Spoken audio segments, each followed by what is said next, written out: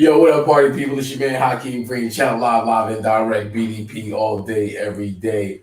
All we do is spark Madism. We live and direct on IZM Sports. Special edition. We're starting 10 minutes early, just so I can, prep things and get people in the building, for our special guests. We have two guest segments today. One, my old friend Shawnnelle Scott, former NBA center, St. John's University basketball legend. He's going to sit with us for the first hour, and we're going to talk basketball, get into some of his history, as a New Yorker, growing up in the streets of New York, on the basketball courts of New York, on his way to St. John's University, and then eventually playing in the NBA, having a successful career in the NBA.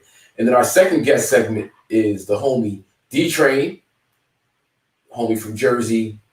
Him and his partner, ARIA, Black Don't Crack Right, is going to be in the building talking about an upcoming golf tournament that they have going on in Jersey, where they'll be raising some money, giving away some money, prizes, cash, cars, all types of things.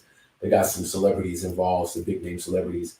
And we're going to talk about that for our people in the tri-state area, find out how you can get involved.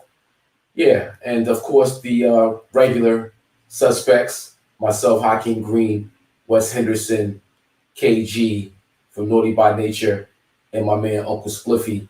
What up, cuz? You already know what it is. My cousin William Green in the building. What's up, family? I see you. Thanks for tuning in, hanging out with your cuz while we rock IZM Sports. I'm breaking up some weed if you want to know what I'm doing. It's Madism, so all we do is spark Madism. That's what we do. But that said, what we'll do in the meantime is I'm gonna throw up some videos, let you check out what we got going on over here at Madism Entertainment, Madism Inc., and get the building ready for our host and our guest. All right, so here we go. Let's rock out. We play some things. Hey, yo, what is a cipher? Hey, yo, what is a cipher? What's a short? What's called a cipher? Yo, it's called the cipher.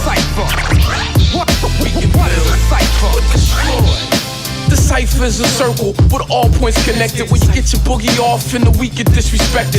The cipher is so sacred, it takes place on hollow ground. B-boys seek the battle on a mission to follow sound.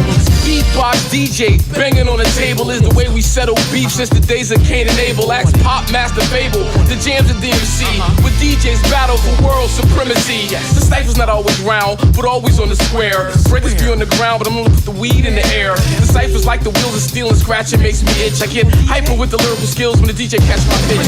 When the fader's being switched, everything live in the mix, but still off the cut like I wear it on my wrist. What is a cipher? What is a cipher? The cipher, the cryptic writer, the mind igniter. I'm a rhymer designer, a line after line of rhymer. See, I'm an 80s rhymer, the crazy kind of you can't phase me rhymer. I write raw shit like I'm writing no baby diapers. I blaze these ciphers with basic shit. Savage, I'm one that kill for 8 type shit. Hit after hit, all classics, spitting the grit. You talk that hickory dick, you getting lickety split. This what you get, you ain't taking nothing from me. The goat that steps to KRS is the goat that's getting curried. Brain matter, I'm the original face slapper. It's been so many years, you must have forgot we used to chase rappers. Now I'm bust on these nappy-headed hoes, I must. You ain't bad boy, talk big, get your eye pop. That fake shit's not us, you know how Fresh Prince is. Career killer, I write death sentences. Hey,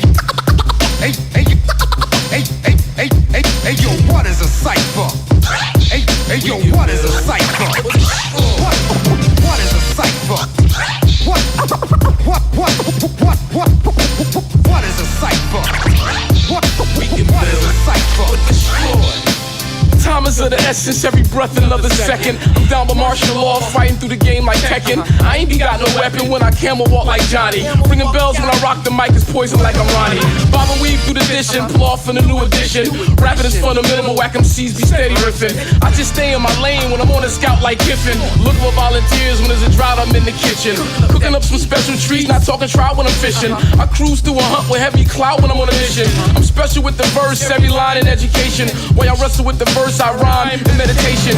Standing on one leg, balanced on a lotus, but still packed an eye for judgmental niggas who ain't the SCOTUS. You can roll with this when you done past the lighter. Rhymes going counterclockwise around the cipher. What is a cipher? What is a cipher? What is a cipher?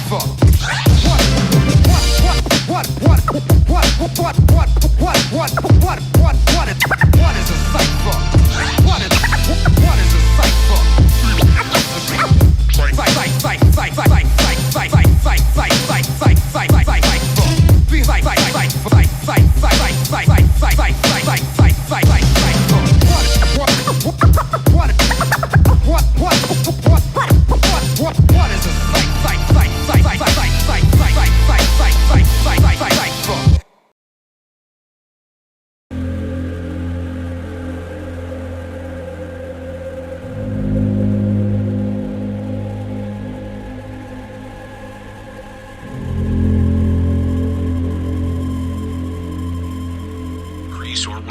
Social distancing and other mitigation measures they've put in place. The president's been itching to begin easing the nationwide guidelines meant to stem the outbreak and contain the economic fallout. Well, the weekly jobless numbers are out, and they are a staggering show of the early impact of the new coronavirus on the economy.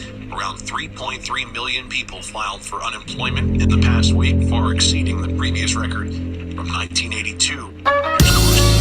This goes out that I will use my right for the right all my to smoke, be. my I dabbles, believe that I'll choose my this fight papers. for the right to be free. Set up that I believe I'll treat tonight like it's 420. Madism in effect, hip hop changed the game. Everybody smoke good.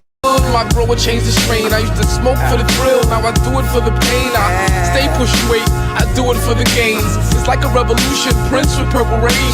Purple kush, purple haze, like cheese in a maze. So I put lights in the tunnel, LEDs supply the rays. All we do is spark medicine, that shit is all the craze. Remember back in the days, trade bags of haze from the corner bodega. Poppy put it in some lays. It was rhymes in a cipher with blunts in the air. Then off with a shorty, couch locked in a chair. My shorty look exotic, weed kinda rare. She said the weed was erotic with smoke in the hair. Isn't makes the time go by, life without a care. So roll it up, light it up, put it in the air.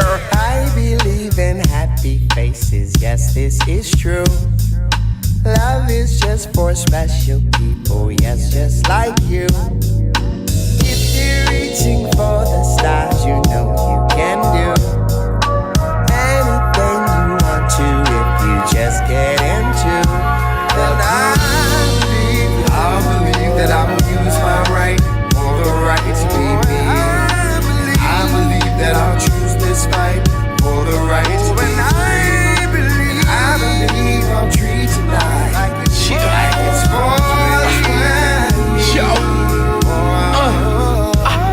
I get Reddit and Redman when it's time to Johnny Blaze. I get pounds from Sugar Hill, I get dimes from Sugar Rays. I keep the aromatic, it's a passion, not a habit. Akeem go with green, it's like carrots go with rabbits. It's so automatic how the weed gets lit. Duplicate the seed, clones get clipped. Hawk, what you puffin' on? I know that ain't the piff. Wedding cake and gelato, wanna lit? I got flavors, pump flavors, they call me Flavor Flav. Gorilla Glue number 4, and Super Haze. Afghani in the cough, size me off. Look, something like a ball, so I can throw these trees just in time for Christmas. Ain't Nick with the gift list. I know you wanna hit this. Look for madism when it's time to light a flare. Then roll it up, light it up, put it in the air. I believe in happy faces, yes, this is true. Love is just for special people, yes, just like you. If you're reaching for the stars, you know you can do anything you want to if you just get into the groove. I believe that I will use my right for the right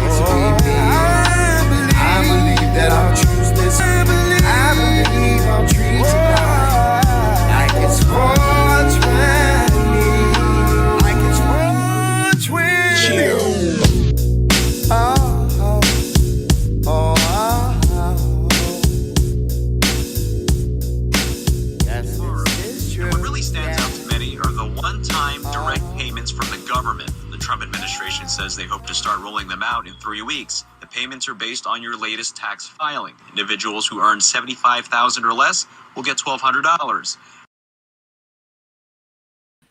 Yeah, y'all see what it is.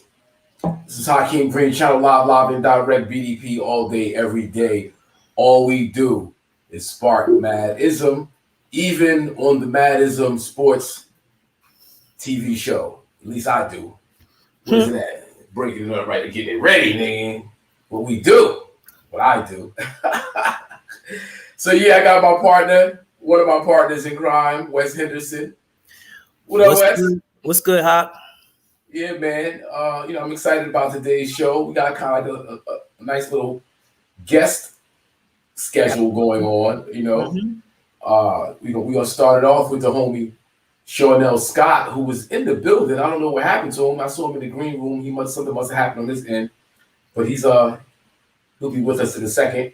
And then we have Shawnnelle Scott, former St. John's University center legend, basketball great. NBA, he's very good brother, very good brother. So glad he's on the show. And in the second segment, we have ARIA, Black Don't Crack Right, and my homie D-TRAIN from Jersey. They're gonna talk about this golf tournament they got coming up next week. So I think that's dope that we continue that golf discussion, just kind of open up the parameters of Madism Sports Talk. Big shout out to my big brother, Basil Thomas, DJ Basil Thomas, the legendary DJ Basil Thomas, no doubt. Salute to him. So yeah, we just right now we're gonna kill some time, brother. He said I was in, it was giving me some trouble, and again the sound went out. Okay, that was Shawnnelle. I guess he's gonna come back in a second. So Wes, we'll just chop it up, Yep. In the meantime. Let's do it. Yeah, man. So, exciting week in sports. Some things have happened over the last week with this NBA situation, but I don't really want to get too far deep into that because we want to pick that up later. Yeah. But I know that there's some other things that happened that we can discuss. We could discuss got a little tennis going on with Naomi Osaka. Yeah. So how she had to kind of get in depth on what her real issue was, and it was just good to see the tennis community all come to her support. And actually, some of the great tennis players were saying how they struggled with depression themselves. And, just the whole, I know part of their responsibility is to talk to the media, but I think the media still needs to have some type of accountability in terms of how they approach these athletes as well, because they're not all the same. They're not, they don't have the same personalities. You can't attack them in the same way. And, what the WTA did initially was kind of come down on her, and then they kind of retracted. And now they want to support her because they know how bad it looks to attack someone who's, actually has, deals with, some health issues. Yeah. So, kudos to her for coming out and speaking on it. And, we hope that she gets better. And, she's one of the great ones right now going, that's out there right now, and we wish her well. Yeah. Big shout out to Old Mythology. He's in the building, no doubt. Just to add on to that conversation, Wes. The little bit of success that I've tasted in my career, the fame, the popularity, going places, being recognizable, not really having a private life in the public. It's nothing compared to what this young lady has had to. And the many athletes and entertainers that's on that level. And there's stresses that come along with fame that people don't really give consideration to. Just again, not having, self-time, not being able to break away, going out to eat, always being the center of attention. And the, even when you move throughout public, you can feel the eyes on you. You can feel people looking at you. You can feel, that has an effect on you, especially over a long period of time. And then, for her, it's the fame, it's the popularity, it's the celebrity. And then on top of it, she's chosen to be a social justice warrior and take particular stances that then puts her at odds with the establishment, even within her own sport. Yeah. Has to be mentally taxing. It is. Has to be emotionally taxing. And especially as she bursted onto the scene, they tried to put a wedge between her and Serena Williams initially. Yeah. And because she beat Serena, and Serena had issues with the judge, not her opponent, and they tried to make it a sore loser. She didn't want to recognize a winner, and that made her and Serena even closer. And so it really backfired on the narrative that they wanted to display about Serena, because we all know how they treat Serena Williams. So it was just, I think they got off to she got a bad introduction to stardom from that incident itself with the media. Yeah, I see Shawneille is in the room. He's in the green room, but I don't see a picture on him, a video. Let me see what happens if I pull him into the feed. Yeah, no, we still don't see anything on him. He's trying to figure it out. So we'll just keep this conversation going, because I would like to add on an old story. Old friend of mine, Caucasian, grew up, went to camp with him. Who he wanted to be a sports journalist. That was his chosen field coming out of college. And we would talk, during and after his short career as a sports journalist, and he would express his frustrations and discontent with the NBA athlete, African American, successful, got money, and he would beef that he didn't get the attention as a sports journalist that he felt he should be getting from these black athletes. They owed the journalism world something more than the journalism world owed these black men for providing a career for them. If there's no one playing ball, there's nothing to talk about. So you don't have so anyway, it's just back to Naomi Osaka, press in the media, how they come into a situation with their own biases, their own perceptions, their own entitlements, their own, because they have so much power, and they're used to framing the conversation and framing the narrative. And, a athlete like Naomi Osaka, she ain't really beat for that. She's from a new generation that's like, listen, I am who I am. I'm not going to bend because I'm not going to break. Well, I'll bend, but I'm not going to break. Well, they have platforms themselves. That's the beauty of social media, right? So that's why they have followers, because they get to tell the story of themselves. They could be them on their own platform, and that's what I loved about even the Player Tribune, because it allowed the athlete to be in control of the article. So they got to print their real words, not choppiness and what people want to print and what they think will sell, or clickbait.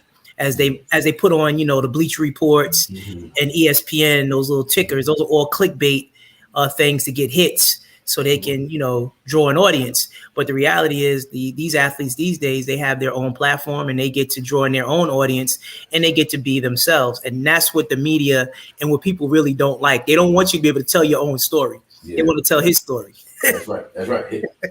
His story. Yeah, that's exactly. Right. Well, I'm glad Homegirl has stood up to tell her story, and we support her 1,000%. But our first guest is in the green room. He's got his thing together. My longtime friend, the great Shawneelle Scott. What up, brother? What's up, my man? Yeah. Oh, man, look.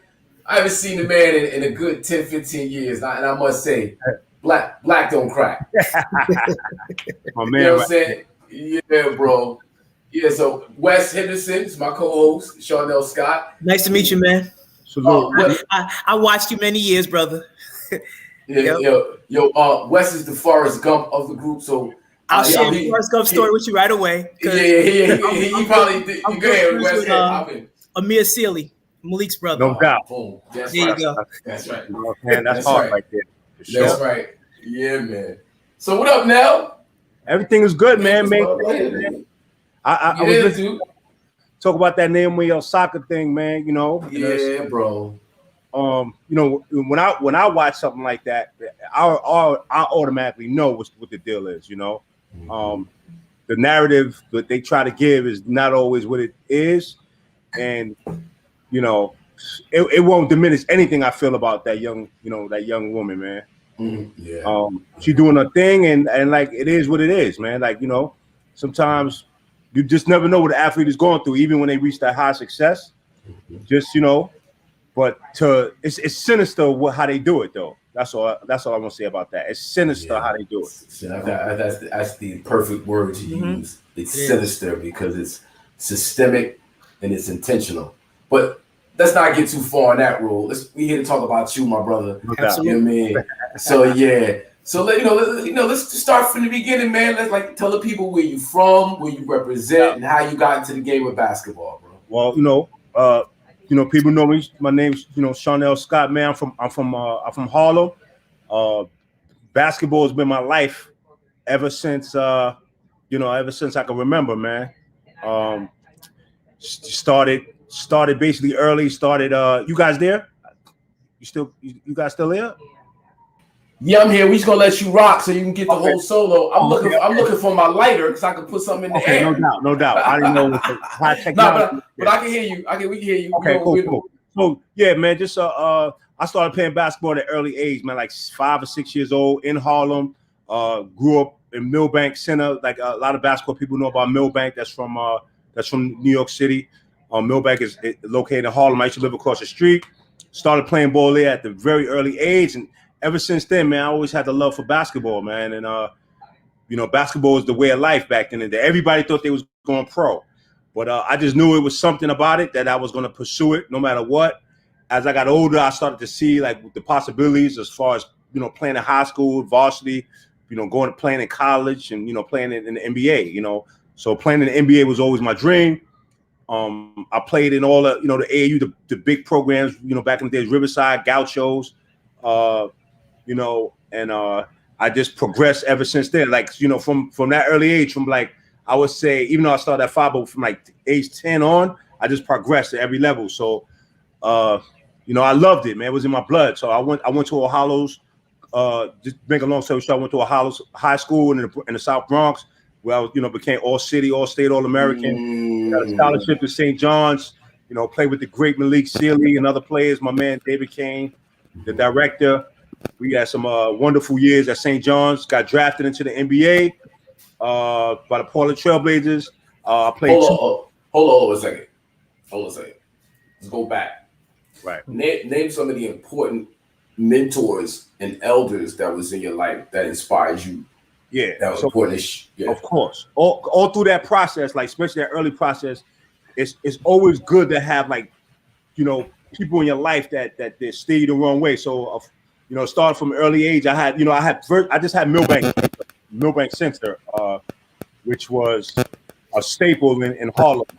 As far as it was a community center where you could just get out the street. Basically, and when I look back at it, I wasn't on the street. I was in Millbank Center, and they had they had a pool. Of course, they had the basketball teams. So just the Millbank Center community, basically was a staple in my life early. And then I had a coach named One Eye Sam. He knew about the game. He steered me in the right direction. He instilled toughness. Of course, playing with the Gauchos, with Dave McCollum, Dave Jones, those guys over there. Those guys, they were fantastic as far as my progress, and just just solid men. And then I went to I played with Riverside, which was another. Once again, Riverside always comes up in our conversation with basketball players from New York City.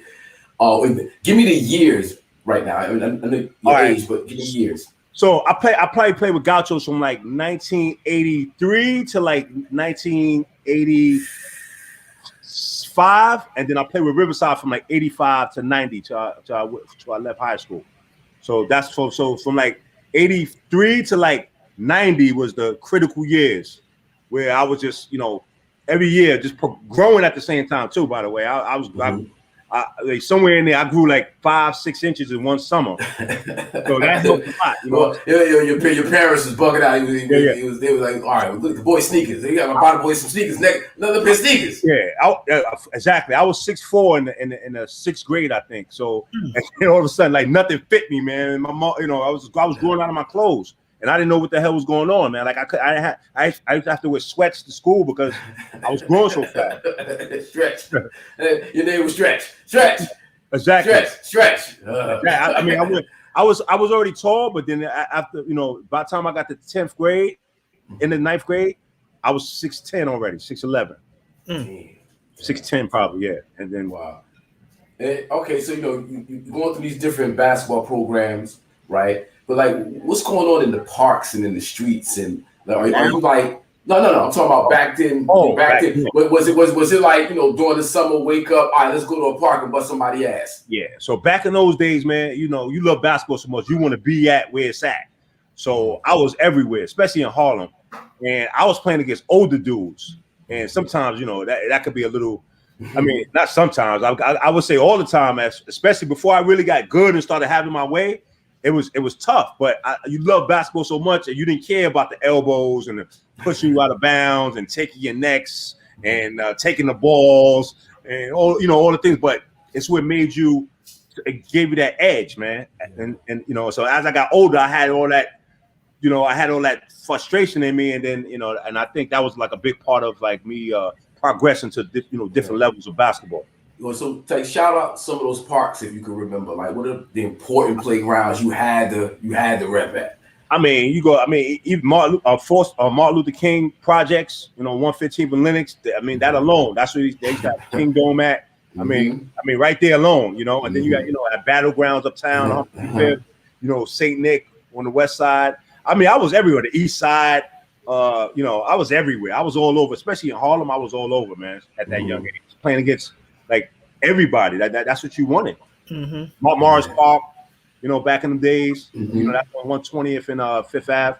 Yeah. So it was everywhere. I mean, Rucker Park, was a staple too. Hump 40th and Lenox. But these are this is where you go play pickup and stuff like that. Rucker Park was more like the tournament. Yeah. I just like to get the history and the context so people understand the culture. Yeah, it's the sports, it's the money, it's all that. But it's something that you really grew up in your heart. You know what I mean? Big shout out to Derek Parks. We know what it is. But did he put work in at the Rucker? Working at the Rucker. I mean, of course. I first played in Rucker Park when I was in the tournament when I was 16 years old. They used to call me the baby. I was like end of my 10th grade year. I played in Rucker Park against grown men. Right. So you got a nickname early. That was my early day. They called me the baby. Then they used to call me the shuttle. And then it was just S dot, man. And then it was just S after that. But I played a lot of years. I played with Flavor Unit. Jersey. Not that Flavor Unit. The Flavor Unit. My bad. Park Flavor. Okay. I thought maybe Shaquille Latifah had a team out there. Something. The Jay-Z team affiliated Flavor Unit with my man OG. OG Juan, no doubt. Yeah, we played out there in '91. That was our first year. He got the team together. We won the championship out there, my friend. I was like 18 back then, 18, 19 years old. Wow. So crazy. A lot of history. Man. A lot of history. Okay, so St. John's, brother. Like, oh man. Dude, a legendary, like, you can't say enough about, the St. John's basketball program. So many legends that came up out of that school. And let's talk about, how, getting into St. John's and actually, talk about the recruiting, that whole experience. Exactly. So the recruiting process was very, very heavy as far as from my point of view when I was coming up. I think about it, I was a 6'11", all city, all state, honorable mention, top 50 in the nation. So every school was like recruiting me, and it was just it's what I wanted. So it was a happy time, but at the same time it became very stressful because you're just figuring out where can you go that fits you well, that you can play, that you enjoy your time. And it was everywhere. I thought about Syracuse, I thought about Louisville, I thought about Arizona State, I thought about Tennessee was a close second to St. John's. And it was other schools too. Like I said, UCLA was all the schools, but you just had to figure out which school you can go to that you have the best chance to play, and just the school that's right for you overall. So St. John's beat everything out because it was local in Queens. You had to play. You get to play in the Garden, and they had all the pro. It was just everything just fit right, and a lot of my guys was there. So like Malik Silly was there, of course, and like I said, David King was there. I signed with a guy named Lee Green. He was in top 50. So it was like you just had to go where you felt most comfortable. And like me, a guy, I don't know if you guys remember Adrian Archer. He was a McDonald's American. Yeah. He went to Syracuse. We were best friends. Like we were very, very close. We played AAU together at Riverside. Yeah. Wow. We went to the visit together at St. John's, but I just felt that I don't know. I didn't want to be too. I could have went to his high school too, but I just felt that his personality and me and him we were very tight. But I just felt that not going to Syracuse would probably be better for me, even though it was, it was a great place. They had Conrad McCray there, who was also a friend of mine. So both places had people I knew, but St. John's just fit the bill. It was and I think it was a great decision going to St. John's. Let me ask you a question real quick. Did you like there was a player at Powell Memorial. Powell Memorial closed in '84, right? Yes. But they had a freshman there, and that's around the same age, I would think, at that time. You might have been a sophomore in high school in 84, 84.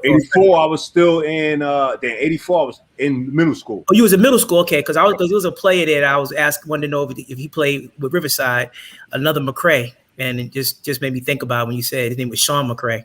But he went to Powell Memorial for 1 year, and he was like a all-city player coming to Powell, and they shut it down. Ended up going to Julia Richmond, and then there was a story about him with the AAU and some type of scandal with AAU coach from a sexual molestation standpoint.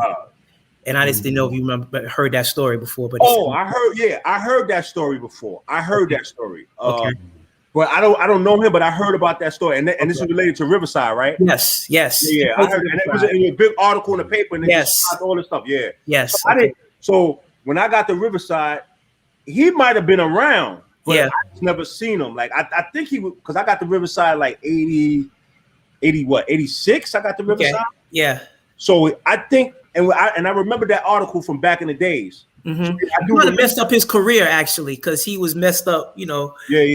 Just like he was a taboo now, because of that whole issue. And it wasn't, according to the story, when you talk to the dude, it wasn't his fault. I mean, he's a kid. Yo, it's not. And I heard about that story, and the only bad part about that story, like I can't confirm the story to be true, but at the same time, that's something that people don't usually. I would hope that they don't lie about in any sense. Yeah, absolutely. Happen, and that's never the kid. Of course, that's not the kid's fault. Yep. And I know I guess we talking about a specific person. Yeah. Right. Yeah. So that person, in my eyes, never did nothing to me per se. Yeah. Or people like close around me. Like, and we don't want to say it because we can't confirm it either. But I didn't want to get on. I didn't want to get off the tangent. No. I was just, when you said Riverside, it just bang. At that time, I thought about that article right away. Yeah, but but don't feel like you gotta carry the cross right now, Sean. Yeah. No pun intended. Riverside. Yeah, none. Nobody cross. Yeah. I just my bad. The program, and to tell you the truth, it was allegations about the other program too as well. You know what I'm saying? But it's not even it's just those things were alleged, and those things were serious matters. That's what I have to say about that. Yep, go ahead, man. Just get back into it. Yeah, I apologize. No, trophy bowls right now. No, it's all all positive. Yeah. But those institutions, I'm gonna say those institutions were very integral in people's lives. They probably was detrimental to some people's lives, but they were definitely very influential in a lot of young men of color, African American males' lives. Because through the exposure and and other things, it propelled them. But that it was a safe haven for a lot of brothers, right? So young kids used to go to these places for that's what you said, get off the street. Yeah. For sure. And we've had several guests. I've had several guests on the Madison TV platform. Rocky Bucano, who was affiliated with the Gauchos, and I was talking to him about the Universal Hip Hop Museum, which is being built uptown in the Bronx. He's the executive director. He's behind the whole thing. He's raised millions of dollars to see this go down. and we talked about the Gauchos and how important that program was in his own life. And the conversation wasn't even about basketball, just to show you how impactful it is on different folks from our walk of life. And then we've had a few basketball players on, as mentioned, Riverside, Gauchos program. So, again, I'm glad we had this conversation because it shows you that, organized sports, basketball, and the like, very, very positive for young men, black, white, brown, doesn't matter. And as impactful as it was, though, it's those topics should be never swept under the rug or not touched upon. Those talking points, because it's important, man. You want to make sure that stuff like that never happens. If it did happen, you know what I'm saying? Never ever. Yeah. Well, I'm happy you said that. Because we want to, again, make sure we have the right conversation. But this conversation is about you, so we don't want to get too far off the path. And we talked about St. John's, but let's talk about being drafted by the Portland Trailblazers and that experience. Well, hold on, man. The St. John's years, man. Well, there you go. My bad. Rewind. Every year, man. We were guaranteed to be in the NCAA for the most part of most of the years being there. Like, we were NCAA bound, and we were like, we caused issues for a lot of teams in the Big East. And back then, those games were like nationally televised. Like, we used to have, like, my first year, we had like 6 national televised games. My second year, we had 10. Like, my third year, it was ridiculous. So being in New York playing the Garden, like, people knew you. Like, people knew you, and like, what's up? And I tried to play good every game, but because I knew, if you didn't play good, you got people like, yo, you gonna hear about it. The bar, you can't go nowhere. Nowhere. I used to go when I used to go to the barbershop before the games, and that's all they want to talk about. I used to be like, oh my God. I used to want to, because they used to want to talk about the game. We played against Georgetown. Yo, so you going up against a big Alonzo tonight? Man, I'm like, yeah, man. Alonzo, Mutombo, yeah. All right. You get this cut and get out of here. I need to get some sleep. Yo, B, this is classic legendary matchups right here, bro. Yeah. Like, Alonzo Mourning, the Kimbe Mutombo, bro. The Ray Allens, the Allen Connecticut, no doubt. I mean, every team, man, every team. Pittsburgh. Was that Sam Cassell? No. He was in Florida. He was Florida State. I'm bugging. Florida State. Kerry Kittles. I don't know if you remember him. Kerry Kittles. There was a lot of stars, man, in the Big East, man. Junkyard Dog. What's my man that played for the Nets? John Wallace. That played for Connecticut. Went to what's his? Keith Anthony. No. He played with the Nets. Kerry Kittles played for the Nets. Yeah. What school did he go to? Kim, you got to remember the school. No, I'm talking about that's Seton Hall. Terry DeHare. George. Yeah. Tate George. Tate George. He went to Connecticut. Yeah. Went to Connecticut. Yeah. Oh, he didn't go. Oh, God, I'm all messed up. He went to UConn. Yeah. Big East though. We in the Big East. Cliff Robinson, Uncle Cliffy. Oh, rest in peace. Cliff Robinson. Yep. Oh, yeah, man. It was a lot, man. So yeah, man, that was that, man. So it was a great time at St. John's, and then I got drafted. Then I got drafted. So what was your standout game in the St. John's? What would you say was your biggest game? I had a couple, man. Like Boston College, Pittsburgh, Syracuse, Georgetown, Connecticut. It was like a lot of games. I mean, you had to Seton Hall. I mean, every team, I think, in the Big East, I had like really good games against, like almost every team, probably. I don't like, and not to say I was anything, but you had to play well. Like you had to. Maybe when I was younger, I didn't have the best of games, but as like sophomore, junior year, senior year, I had like really impactful games, and mostly all those every time we played because you had to. Can't play on CBS and get 2 points, man. Yeah, you can't do it. Nah, national audience, TV audience, you can't play yourself. Listen, the papers will kill you. I didn't even care about the papers, like because all our games was they report on all of our games, and as well as the local news. But the boys around the way, that was the one thing I wasn't trying to hear. I wasn't trying to hear like none of that. Like you're a bum. You need to get right. No. I mean, the New York sports media is crazy though. Yeah. Right? So you said you'd rather hear from the sports media than go back home and hear it from them. Yep. And you don't want to go in the barbershop and Nope. no escape. That's crazy. You avoid that. Wow, it's crazy. Like Malik Sealy, he never went through that. No, he didn't. Rest in peace, Malik Sealy. The legend. Rest in peace. Man, beautiful brother. That's my dude right there. So you get drafted by the Portland Trailblazers. Right. Yeah, man. So I get drafted by Portland Trailblazers. I am not ready for the NBA. So they gave me the boot. Like, get out of here. You're not ready, young fella. Step up. I wasn't ready. I wasn't mentally ready. I wasn't physically ready. It's like, you know what I'm saying? I wasn't ready right away. Mm-hmm. So I had to play in the CBA. I had to go get right in the CBA, and get that mental right. So why weren't you ready? Because as much as I love basketball and as much as I should have known better, I just didn't. I just didn't. I thought, I just felt that, I was thinking about it. I'm 6'11", I got skill, I could do this. I'm just playing in the Big East. I think, I'm not thinking like you got to like put that work in, like, so I should. And I got injured, by the way, at the end of my senior year. Like I missed like the last 6 games or something like that. So I couldn't play. I tore a ligament in my thumb, so I couldn't play. So I came back. I didn't train like I should have. And then when I went to camp, I wasn't right. I wasn't ready. Mm-hmm. Who was the coach at Portland at that time? PJ Carlissimo. Okay. And yeah, and like I said, they had 15 guaranteed contract. I don't know if I said that. They had 15 guaranteed contract. Anyway, I mean that's what you talk like Rod Strickland, Buck Williams, Terry Porter, Jerome Kersey, they Duckworth. They just went to 2 finals. Yeah, they went to a well season, and that was PJ first year after Edelman. So it was I didn't have a chance, but I didn't pay enough to even make it hard. Okay, being a second round pick. Mm-hmm. That's crazy. So, all right. So you saying that, like, your mind wasn't right. So what got your mind right? What got my mind right is my love of basketball. My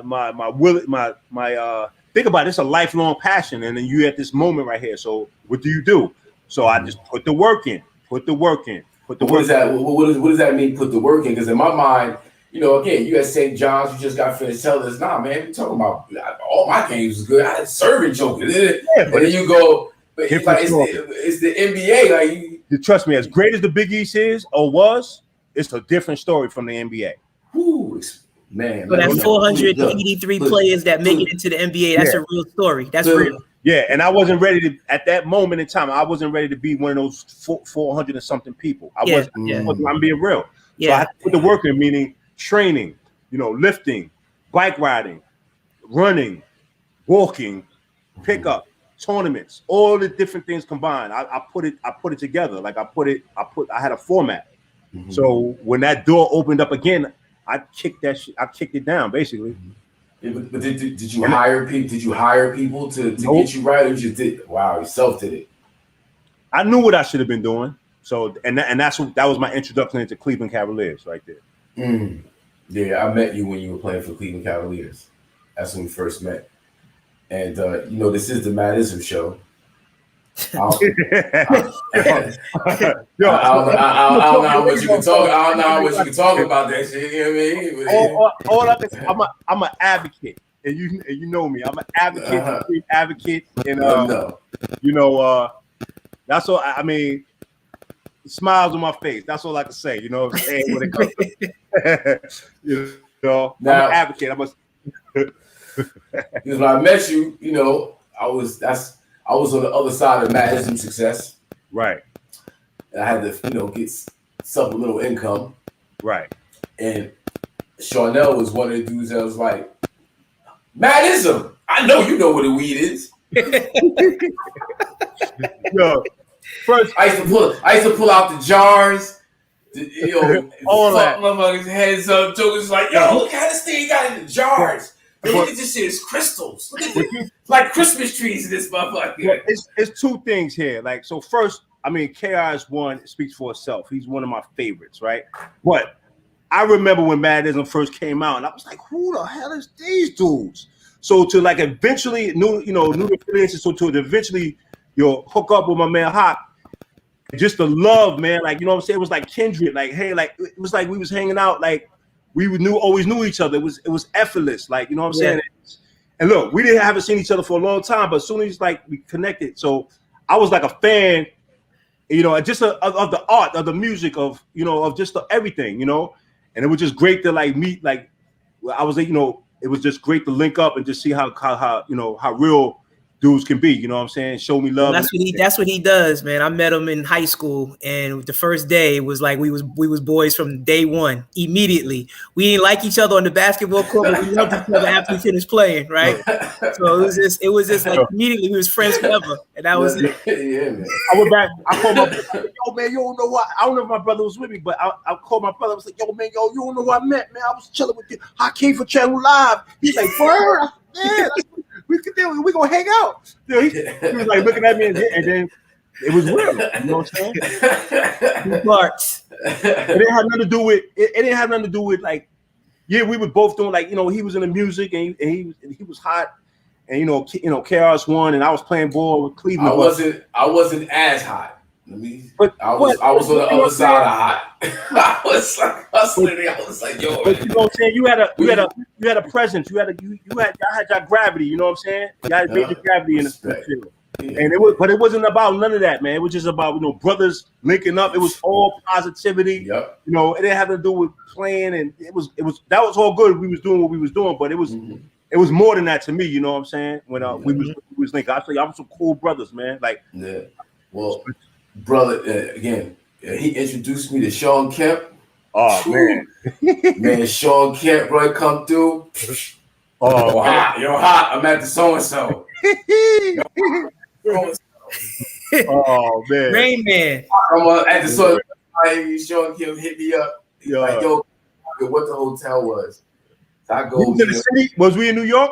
We was in New York. Right? Y'all was in New York. We go. I'm in the lobby. Sean comes down. The Trail Sprewell comes in the lobby. Oh shit, nigga! What up? We get on the elevator. We go up. Fucking he goes. I go, yo. For some reason, I think he's gonna end up in New York. This is after he choked out PJ Carlissimo. He was on suspension. He was in New York. He was in New York. He was in New York going to his little league hearings or whatever.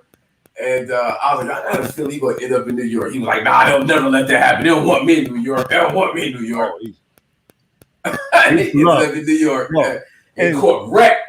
And the thing about the PJ situation, like, though PJ is like a great basketball mind, but he didn't. I don't know if he understood at that point, like the parameters, man, of like dealing with like grown, rich black men. Like, so sometimes you might, you know, you the coach, you deserve respect, but I think it probably went beyond that, and it just triggered Sprewell, man. That's why I was hearing, but that was crazy. But I'm glad we had him in New York. I'm glad we had him in New York for a couple of seconds. Yeah, man. So your years in Cleveland, you know, talk about it, because you know we think of Cleveland, we always think LeBron.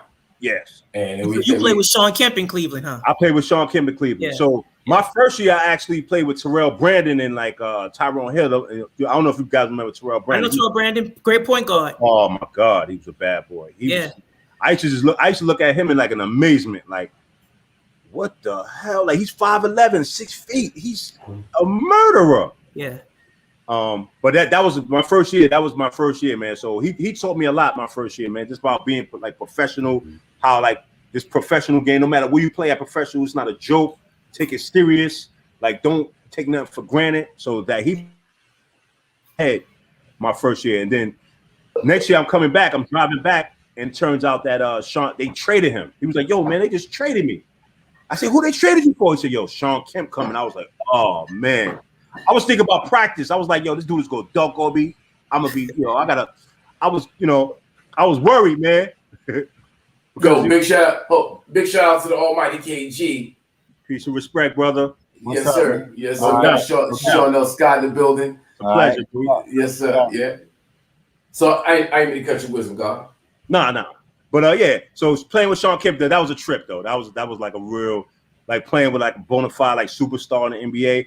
And I was like his guy, like on the team. I was like, you know, I was the guy that he was, you know, hanging with all the time. I don't know, it's just that New York stuff that New York, everybody gravitate to you, man. Like, I'm cool with Terrell Brandon, I'm cool with Sean Kemp the next year. Yeah, those are some fun years. Yeah, yeah. So, but who else? So you got the Trailblazers, Cleveland, and then the Nuggets, right? Nah, San Antonio. Oh, San Antonio. Excuse me, Yeah. San Antonio. So Yeah, that was when my eyes just opened up, like as far as like basketball and like just life. Period, man. It just put me in another perspective, like how things are supposed to be run. You know, I play. You know, of course, you know I played with David Robinson, Tim Duncan, Steve Kerr, Terry Porter. You know. Derek Anderson. It was a lot of great guys on that team, man. Sean Elliott. So I got to spend time with a lot of good dudes who would just, you know, all they want to do is just help you in every capacity. So just with basketball, my basketball, and then of course Popovich, you know, it just opened me up about everything. That I definitely had a shift in life as far as the way I was thinking and the way I was like making my moves, as far as you know, training, working out, as far as just my approach. My approach in life changed from that point. Yeah. Well, you know, when we first talked about Cleveland, and I said when people think of Cleveland, they think LeBron. I know you were before LeBron. But when we think of Cleveland, Cleveland never really experienced much success really until LeBron, right? And when you talk about going to San Antonio with Popovich, a different system, it kind of transformed you. And that's kind of where I was getting at about Cleveland. Playing in Cleveland versus playing in a place that's really focused on success and winning. Well, Cleveland had a couple of like Mark Price and Price on those days. Early, but when Nell was there, not so much though. No, when I was there though, Mike Fratello was there, and like my that second year we did make the playoffs, so we wasn't like a bummy team. But my first year we were more like just a mediocre team, but. Mike Fratello was there. He's like a basketball mind too, so it wasn't like in the toilet or nothing like that. But it was respectable at worst. Like right. You know, but when you say you go to San Antonio and you make a transformation, Dave Robinson, this one, that one, and mindset is different. That's a whole different program. That's why I can remember like. That year, the year I played with them, like early in the year, I think we lost a couple of games. I think we might have lost three in a row in like early December. And you know, that's like, you know, I think we lost to Chicago. Chicago wasn't good, and like I'm thinking, I said, oh man, you know, and I was thinking to myself, like, yo, maybe this team is not that good. And it just like I said that to myself, and then like we ran off like 10, 11, 12 in a row, and then I said, oh, okay. Like all the games playing with teams stopped. It was just like kill. Like even that year, we made it to the conference finals. Like that regular season, I think we beat the Lakers like 3 times. Like regular season. That's how like after that like loss we had, it was just like pop. And Popovich was like more precise. Like he's a genius, man. Like I'm telling you, with basketball, it's basically space and pace. That's basically what it is. You space the court out. And you control the pace of the game, and that's basically what it is. So, like, if you got Tim Duncan and Dave Robinson, you throw it down to one of them. Somebody got to double. You have to double. There's like no one-on-one. You can't play those two guys one-on-one. I mean, definitely Tim Duncan. I mean, and then so somebody has to come now. It's a disadvantage on the other side. So now you got spacing, spaced out shooters. Somebody come, and that's the gist of it right there. Wow. So, what was it like playing with Tim Duncan? It was great, man. Like in practice, Tim Duncan is a killer all year. Like, you know, he's a killer in practice and he's a killer in the game. That's what I can tell you, yo. So you couldn't come half stepping. He was going to expose you. Couldn't come. Yeah, because that's when I realized, like, oh, like I trust me, I love basketball. I would love to have been that good, but that's when I said to myself, like, oh man. It's another level to this whole. It's not a joke. It's like it's not a joke. Like I mean, especially like Tim Duncan is known as like a silent killer, and to me, like David Robinson was kind of quiet. So with that squad, who's the leader, the locker room leader, or the voice? Oh man, so I mean, David Robinson, he wasn't like, you know, he was talkative. Tim Duncan was talkative in the locker room. It was like a shared thing, man. I can't even put like one player at that time. You know, Terry Porter was a key figure with that team. But was Avery there? Avery Johnson. So you know what? Avery Johnson. Yeah, Yeah, right. David. And I played with him another year in Denver. But Avery Johnson was a spoken leader. Right. Okay.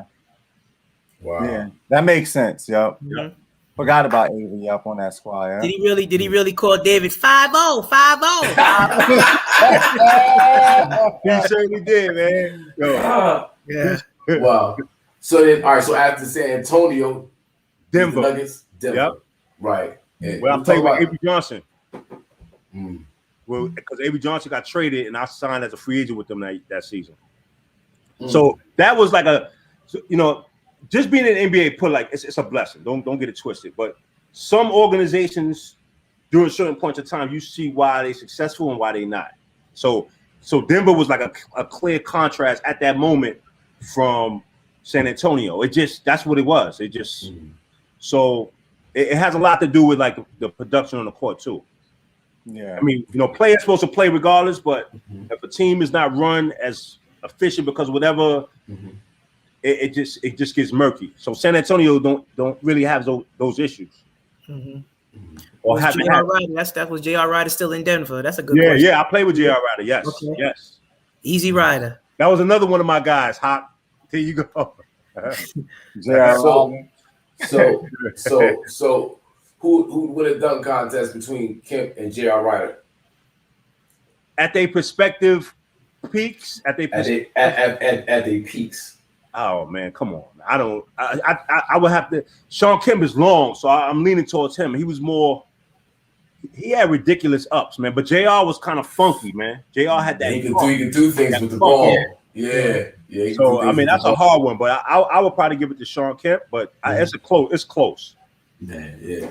So life after basketball. Yeah. Like, So how's that been? What's that transition like? So life after basketball. So I already started thinking about what I wanted to do. So at first, I thought I wanted to be in music.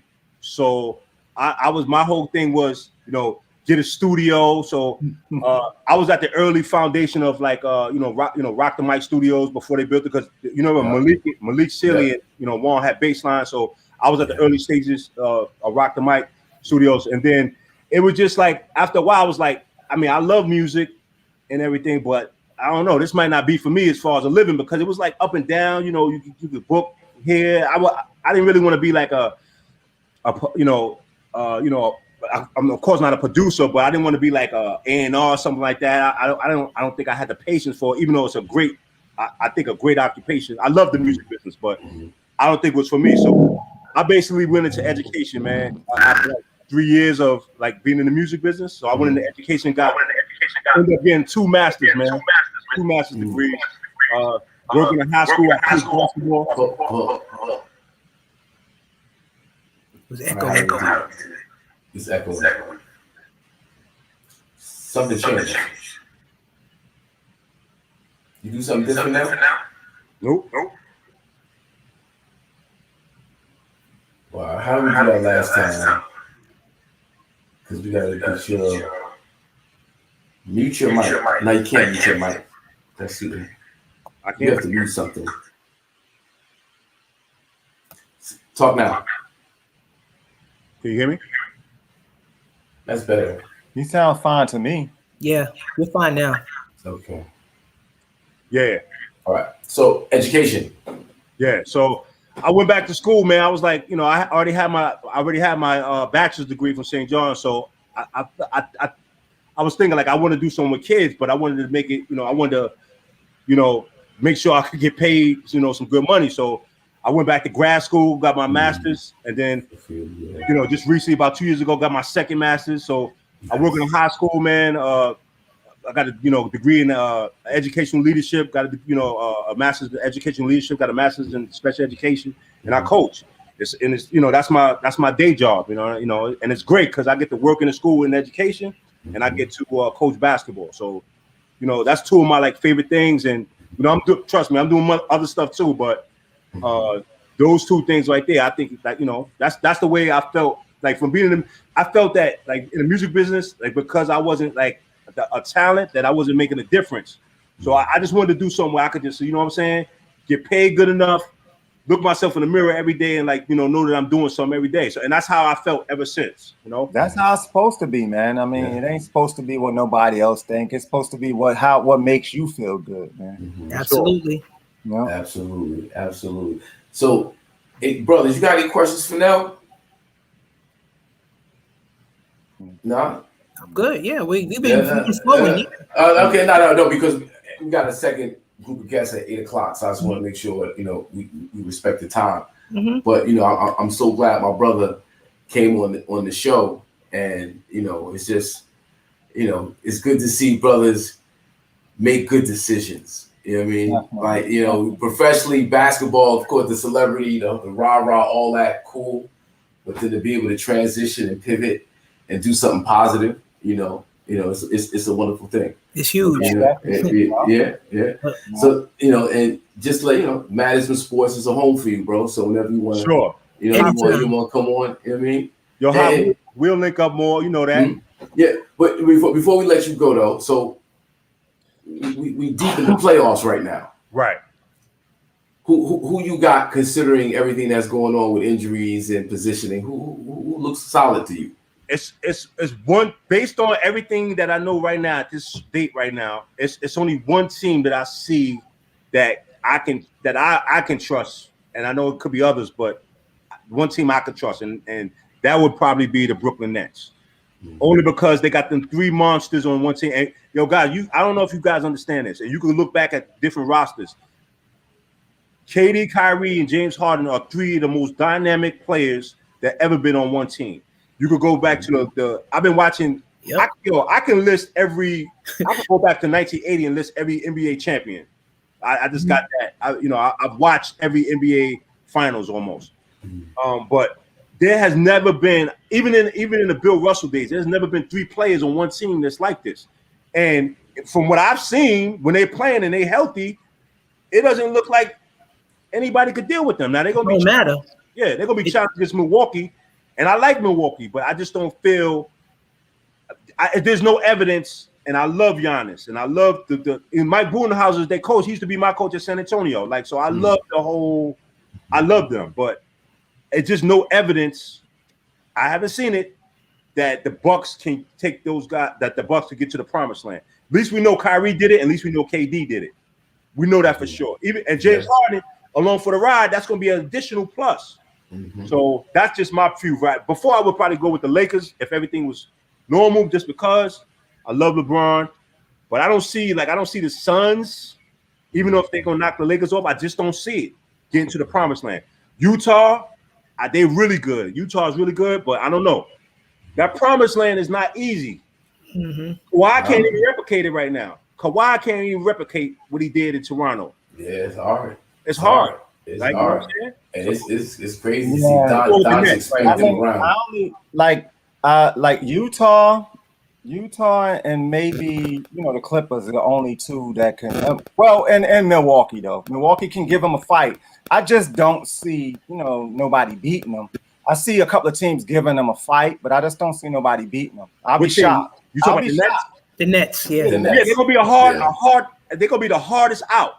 Yeah, it's gonna be hard. I saw. I needed to see the last couple of games. I was like, even though Boston is undermanned, it's like they take turns. I mean, and it's not even hard. And James Harden is the third wheel, just giving up, getting 18 dimes just because he feel like it. Kyrie is as best as he's ever been. I mean, ridiculous. Ridiculous. We never seen nobody like it. We never seen nobody like him. We never seen nobody like KD. And never seen nobody like James Harden. No. It's gonna be tough. It's gonna be interesting though. Them in Milwaukee. We'll see. Yeah, Milwaukee not gonna back down. And Milwaukee they're gonna make it tough. It's gonna be their hardest series right here. Yeah. I hope they win. I'm a Knicks fan, but I'm rooting for the Nets because I got 2 bottles of Brown with two of my boys. So. Exquisite 2 bottles of exquisite Brown. So, so I'm just I'm rooting for them. I want to see them. I want to see them reach their potential. That's what I've always liked. Like I never cared about the super team. I know other people did, but when even when LeBron did the first, with the Miami Heat, I was like, you know what? Now let's see what they could do. And they didn't really disappoint. I mean, they could have won the first championship. Spurs is always tough. So if they'd have won 3 out of 4, that would have been. But they got 2 out of 2. 2 out of 4. Finals 5 times. I wanted to see him. Like, all right, you got KD. Let's see what you're gonna do, and they did it. You know, so let's see what's gonna happen. Yep. Yeah, fingers crossed. So is one enough for LeBron in LA? It might be a wrap. Listen, I love LeBron. Yo, man, it's my favorite. He's my favorite player. He's my favorite player right now. That wall, I think that wall hit. It might be a rap ski, and that's not going to.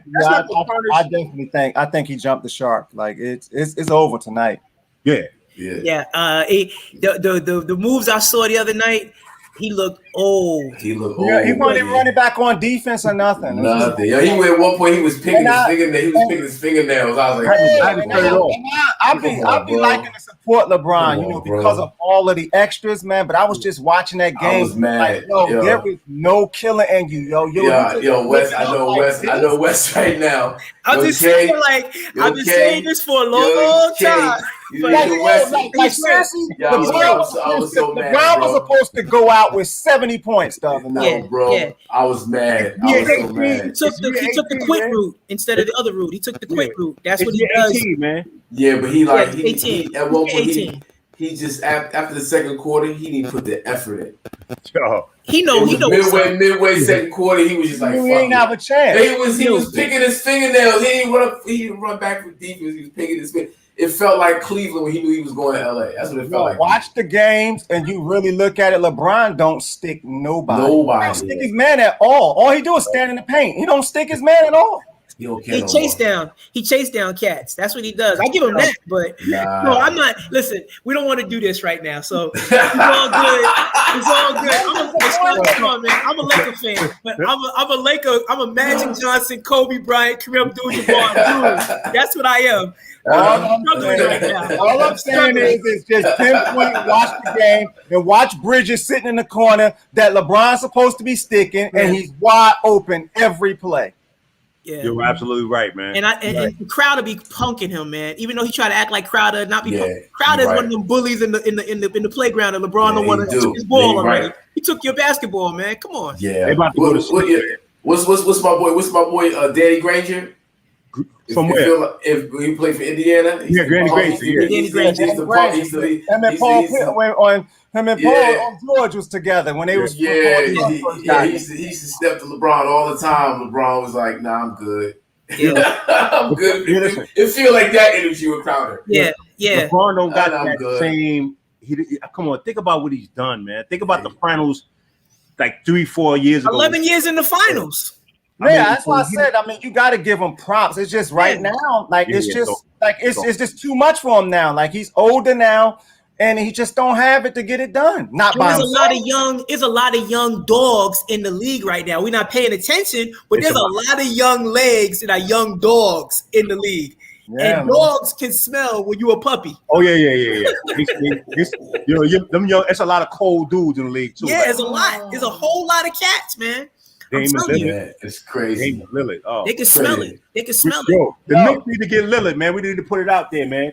Did y'all talk about that game that Lillard had last night? No, we didn't get to that. We didn't get to that. Well, I mean, we're waiting on our second group of guests.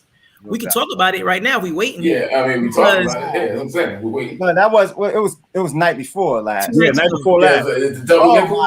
God, double nickel. Yeah. Actually, they just popped in the building. Clutch shot after clutch shot, man. I'm just watching like we never seen this either. We never seen this. Who's done this? But is he gonna stay in Portland though? We need him in New York. I told him we need to give. I hope this gets to the airways. We need to give up. How many years he got left? 3, 4. We need to give up 3 or 4 first round draft picks for him, and whatever we need to get him here now with this team. And his pedigree is already intact. Trust me. But if he come to New York and walk his dogs, jeez. Yeah. You see all the excitement that New York got out, even just getting ran about in the first round. Like it don't even matter. Like you see all the excitement. New York was a madhouse. Madison Square Garden taking over, and the Nets over there about to win the chip probably, and the Knicks got way more press than them. Man, it was exciting in Madison Square Garden. I can't even front. The Garden has a chill on it that's going to last a whole year. It's a chill. Yeah, it actually felt good too, because called Ice Tray. Just to see it. That's it. It was good to see it. A chill called Ice Tray. Oh man. So all right, my brother Shawneelle Scott. It's been a pleasure, man. It's been a pleasure. Hakeem, my man. Gotta have you back on. Yep, absolutely. We have to have you back on. Honor, man. Whenever, man. I'm here for you guys. I love what you're doing. Yes, sir. And, you know, I'm an advocate. That's all I can say. All we do is supreme advocate, my brother. Mad. All right, no doubt. Peace to Shawneelle Scott, ladies and gentlemen. Yes. It's a pleasure. One. That was dope. Yeah. That was real I dope. missed the front of it, but you know, the part I came in on definitely dope. I had a Forrest Gump moment, Kay. So just to let you know, because he played with Malik Sealy. I'm friends with Malik Sealy, brother. So just saying. Okay. Hey, listen, man. You know that. Somehow, some way, he's connected. I can't help it, man. Like, listen, man. I mean, you can't help it that you've been everywhere and know everybody, man. Most people 6 degrees, Wes is 2 degrees, 1 degree. He's always in the picture. Yeah, probably not gonna know that. I'm introducing myself to these guests here today. So I don't know. One of our next guests is from Jersey. They talking your language. Yeah, golf. Yeah. One of our next guests is from Jersey. My boy D-TRAIN. Let's bring him in. Peace to God. Hey, D. Oh no. See? I went to school with this brother. I mean, come on. Well, man. Go. What's good? What's going on? Yo, turn your camera that way. D, turn your camera that way, sideways. I see Hawk giving me the hand signals. No, turn your camera. Turn your camera sideways. Yeah, turn your camera. Your phone. Which way? Panoramic. Twist it. Like twist it. Yeah, there you go. There you go. Yeah, there you go. Perfect. Okay, good. All right, there we go. All right. He wanted to be able to read your shirt. He wanted to be able to read your shirt and make sure you was. That's right.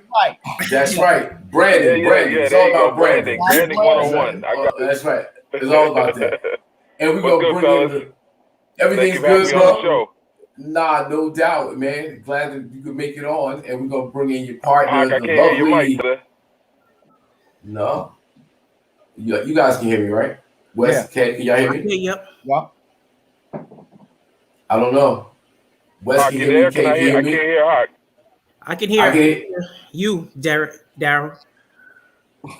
Yeah, I can't hear Hawk though. One love. One. We got to get Hawk's mic working. One. They can hear me. Mm-hmm. I can hear you, Hawk. I can hear everybody. Yep. We can hear everybody. That's weird. Hold on. Okay. Let me see. No, your mic is on. Where'd I go here? But you can hear everybody else, and that's crazy. Right.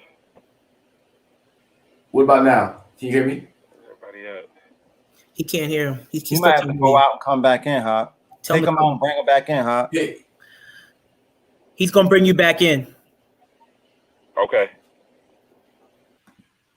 Let's see what's up with Miss ARIA WRIGHT. Now her mic is muted. I know. I had it muted on purpose because I wanted y'all to know that I knew how to do this. I'm not an amateur. There you go. Yeah. Come in with the fireworks. Can you hear me? Can you hear me? I can hear you very well. Nice. Okay. So don't treat me like I don't know this tech game. Exactly. That's right. I've been here before. Been here, done that, wrote a book about it. Plenty. We gotta get into all that. There he is. What up, bro? Can you hear me? I can hear you loud and clear, brother. Good. There you go. All right, there we go. It might have been StreamYard. StreamYard might have been bugging. All right. Okay. Yeah. So, my peoples, old time friends, not too old. I ain't gonna, but as Wes said, y'all went to school together. Wes is the Forrest Gump of the group. You know, he's always connected to one of our, our guests all the time. He's always connected somehow, some way. You know what I'm saying? And Aria, of course, we've known each other for, a bit, and, it's always good to see you, so, please tell our people, what brings you to the IZM Sports TV show. Well, Daryl, I'm going to let you get started. Oh, okay. Well, it's crazy because I gotta go around the room real quick. So, Wes, obviously, Wes and I went to school together. So, I mean, man, we go way, way back. Hawk, I mean, you was at Rutgers so much, I could have swore you went there. So. Yeah. I was party 101. Yeah. And then it's crazy because KG, I'm gonna tell you a crazy story because I'm playing one day. I'm playing Pro-Am down at Branchbrook Park, and I look up and my game was almost over, and I'm like, hold up. I'm like, is that Chris Webber? I'm like, I was Chris Webber in Branchbrook Park in Newark at a Summer League Pro-Am game, like, and then so the story goes. So I'm like, wow, 60 degrees of separation is crazy. And then we met. I met Son. Up at Livingston at the JCC. So okay. The world is super small. Definitely. And then Aria is crazy because I met Aria when there was this little skinny girl about to get on stage in New York, who would later go on to become Erykah Badu, and the rest is history. So we all got crazy 6 degrees of separation. So it's great to be in the room with everybody, needless to say. Absolutely. Yep. Aria. Yeah. Well, good evening. Good evening. Howard, always great to see you. But let me start off with a question. I'm sorry. Yes. So how do you do it? How do you maintain looking 35 like for the rest of your life? Oh, I like that question. Yeah, like well, you know what? I try not to let people stress me out. I try to do what I want to do, and I try to make sure that my business life blends in with my social life. Nice. So all the people that I do business with, I'm friends with in real life. Yeah. And then I drink a lot. Wow. I would. Well, see, anyway. I ain't water. She said water. She drinks a lot of water. Yes, I drink a lot of water. A lot of alkaline water. In fact, I'll take a sip. So, but guys, tell us about June 7th, because Wes is an avid golfer. Myself, I'm not even a novice. I'm just whack. KG's, he said he's gonna get into it. I'm a video game golfer. On my phone. That's it. Yeah. But you guys got a golf tournament going on June 7th. You like to talk about it, please, and let us know what's happening. Yeah, sure. Well, Daryl's taking forever to get this started. So Daryl, I'm gonna tell you how I got involved. So Daryl can bring up the rear. Daryl came to me and by way of Edgar Burgos, who you probably know, and asked me to help him work on this sponsorship deck for the tournament. And so when he came to me, I said, okay. And I kind of put him on ice a little bit. So then after a week of, just going back and forth, and he was like, did you read it yet? Did you look at it yet? Did you look at it yet? I was like, okay, you know what? Let me look at this thing so this guy won't keep harassing me, because I always try to do what I say I'm going to do. And since I already committed to it, I was like, let me go ahead and look at it. So I looked at it and I was like, okay, looks good. You want a sponsorship deck? Okay, cool. And me being in the industry, in the spirits industry and a bunch of other industries surrounding that, I knew how to write a sponsorship deck, and I knew exactly what brands are looking for in order to amplify their brand. So I said, all right, well, let me take what you have already done, drop that into some, a nice format, and then that's that. I thought I was going to be done. I pushed it across the aisle. I gave it to him, and then he was like, okay, so what do you know about this? What do you know about that? Who you know? Blah, blah, blah, blah. And I was like, you know what? I can get that guy to do this, and I can get this guy to do that, and blah, blah, blah. So the rest is kind of history. It all came together, and we've been working together, and I've been pulled in more and more and more. So I'm going to let Daryl tell, what the event is about and, where we are today. Birdies and Pars, Ballers and Cigars. Correct. So I'm an avid golfer. So I've been playing golf for a number of years. I had to finally hang up the basketball sneakers. People started using them on the court. So I had to find a different hobby and a different passion. And golf is it, man. Golf gives me a nice mental challenge. It's a great way to connect. It's a great way to network. It's all about integrity, sportsmanship. And anytime I find that I go and play golf, it's really hard to meet somebody that you don't like. You get 4 hours, you get to socialize, you get to connect. And usually walk away, and you meet somebody, and regardless if you come from different walks of life, you find something in common. So as demonstrated by this panel here, I know a lot of people know me, and I've been working with kids, working with young athletes, working with inner city kids for a long time. And I'm seeing that there's a huge gap in terms of what's available and what's accessible to them, not only through sports, academics, culturally, socially.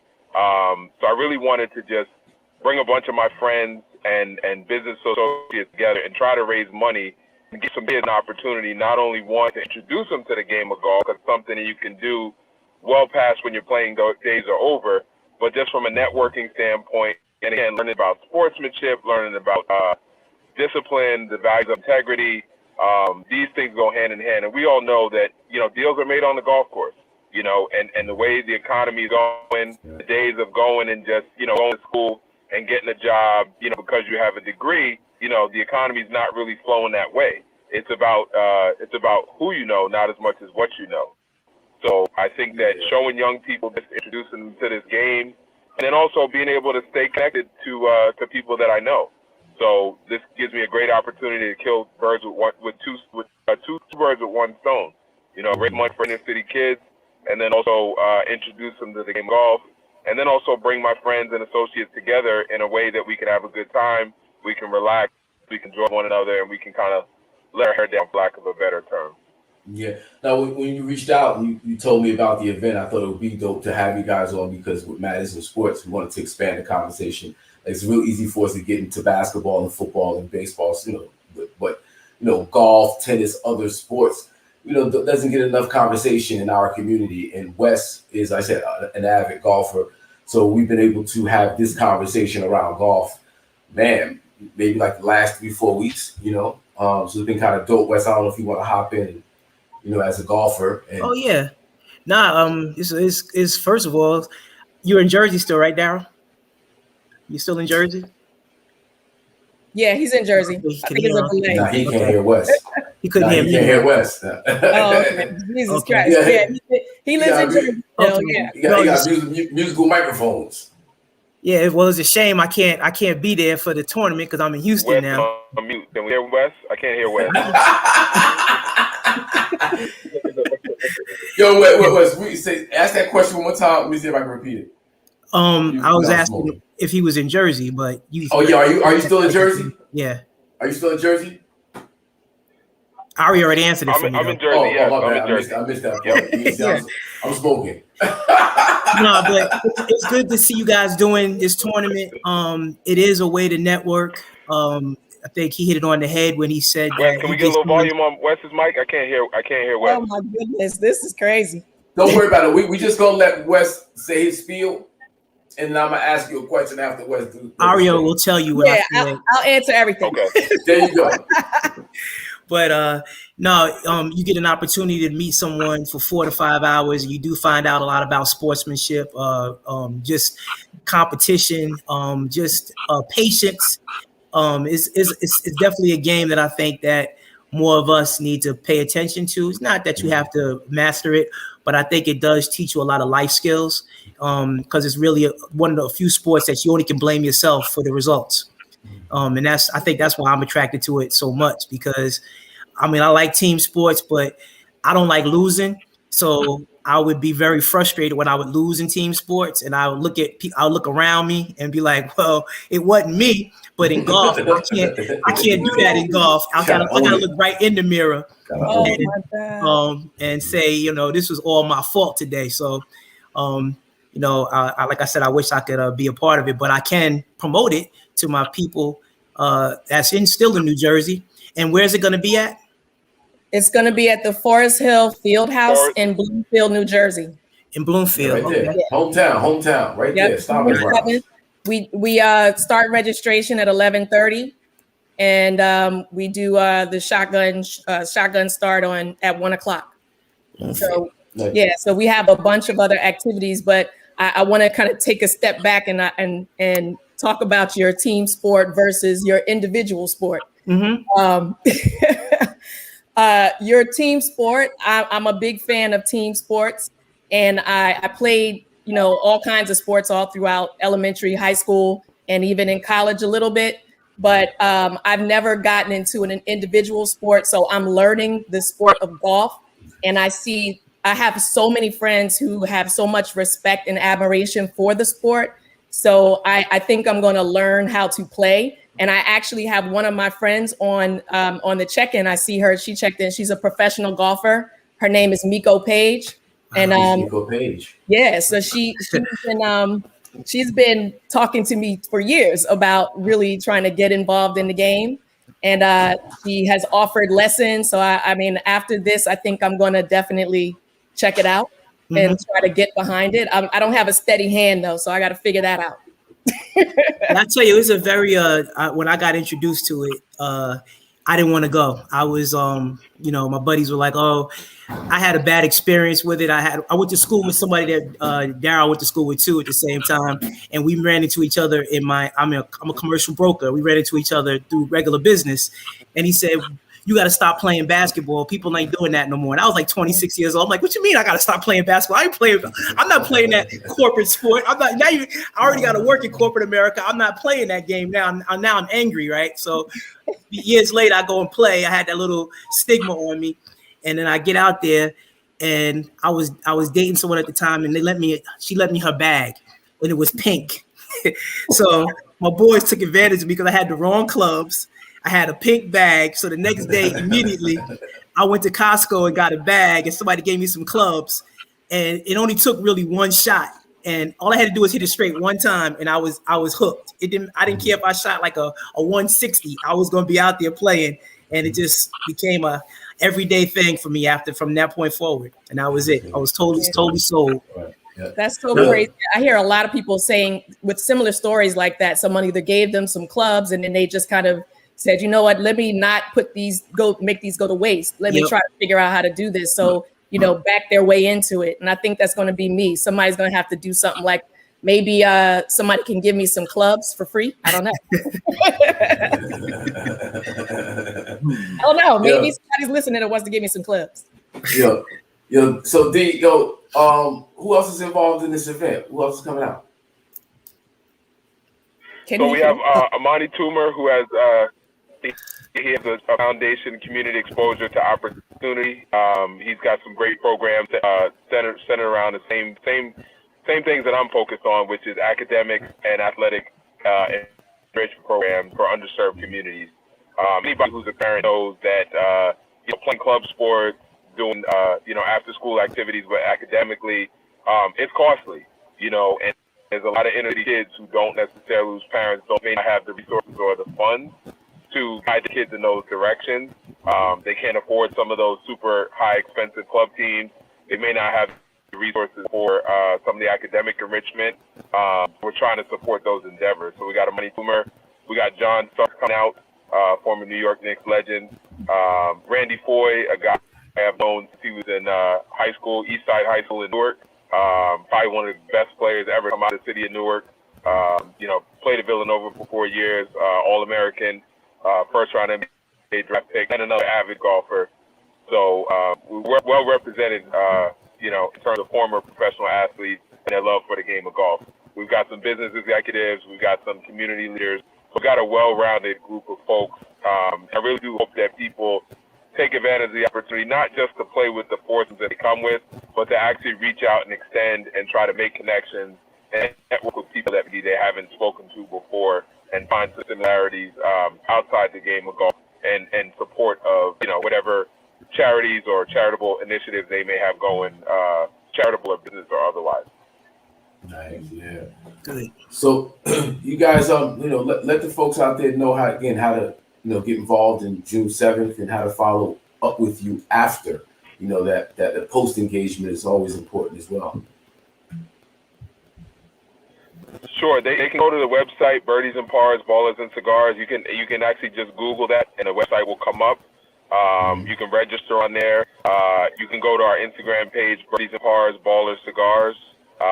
That has a lot of information. There's a registration link in there. So if you go on our pages, there's a flyer that has the QR code on there. So there's a lot of ways to get access to the information. Nice. Yeah. And then Hakeem, I just want to dovetail on what Aria was saying. Yeah. Go ahead. I don't know if I can barely hear what he's saying, so I didn't want to monopolize what he was saying over what he was saying. But anyway, so I was just going to say that in addition to the golf, in the game of golf, we have a lot of interactive activities. We have some really great partners that have come in and shown their support, not only for the game, but for the children who are involved. So we really, for this inaugural event, we want to make sure that everyone walks away with a good feeling. So from beginning to end, at every few holes, we have some activations with some great brands. And we also have some raffle tickets that we want to sell. For the raffle ticket will get you as a part of, to participate in a part of every aspect of the tournament. And you can only win prizes. We have some great prizes, but you can only win the prizes if you buy the big ticket raffle. And then we also have a detailing shops that's coming out. And if you buy the raffle ticket and you win, you get your car detailed while you're there on site. It's going to be awesome. We have a lot of other great partners that are providing some beverages like Indigo Gin, which is behind me, Bartenura, sparkling wines, and Prosecco. We also have Triple Double Juice coming to do some samples, and Narda's natural juices that's doing some sampling out there as well. We have the Party Spa, one of my favorites, to come and give you some little shoulder and neck massages. That's important on the green, no doubt. Before you step out there, you want to relax. You want to go by that station, and that's important. Yes, sir. Exactly. So I mean, we've got a lot of other great brands that are involved. We got Catalyst Lifestyle, which is actually my podcast, that will come and do some live interviews, and then Edgar is going to come out and film it and be able to capture some real life moments.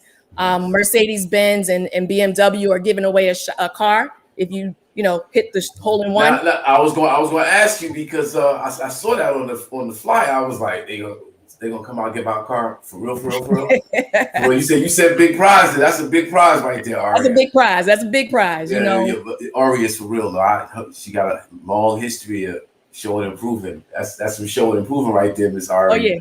We don't play these games. You say you're gonna do something, you do it.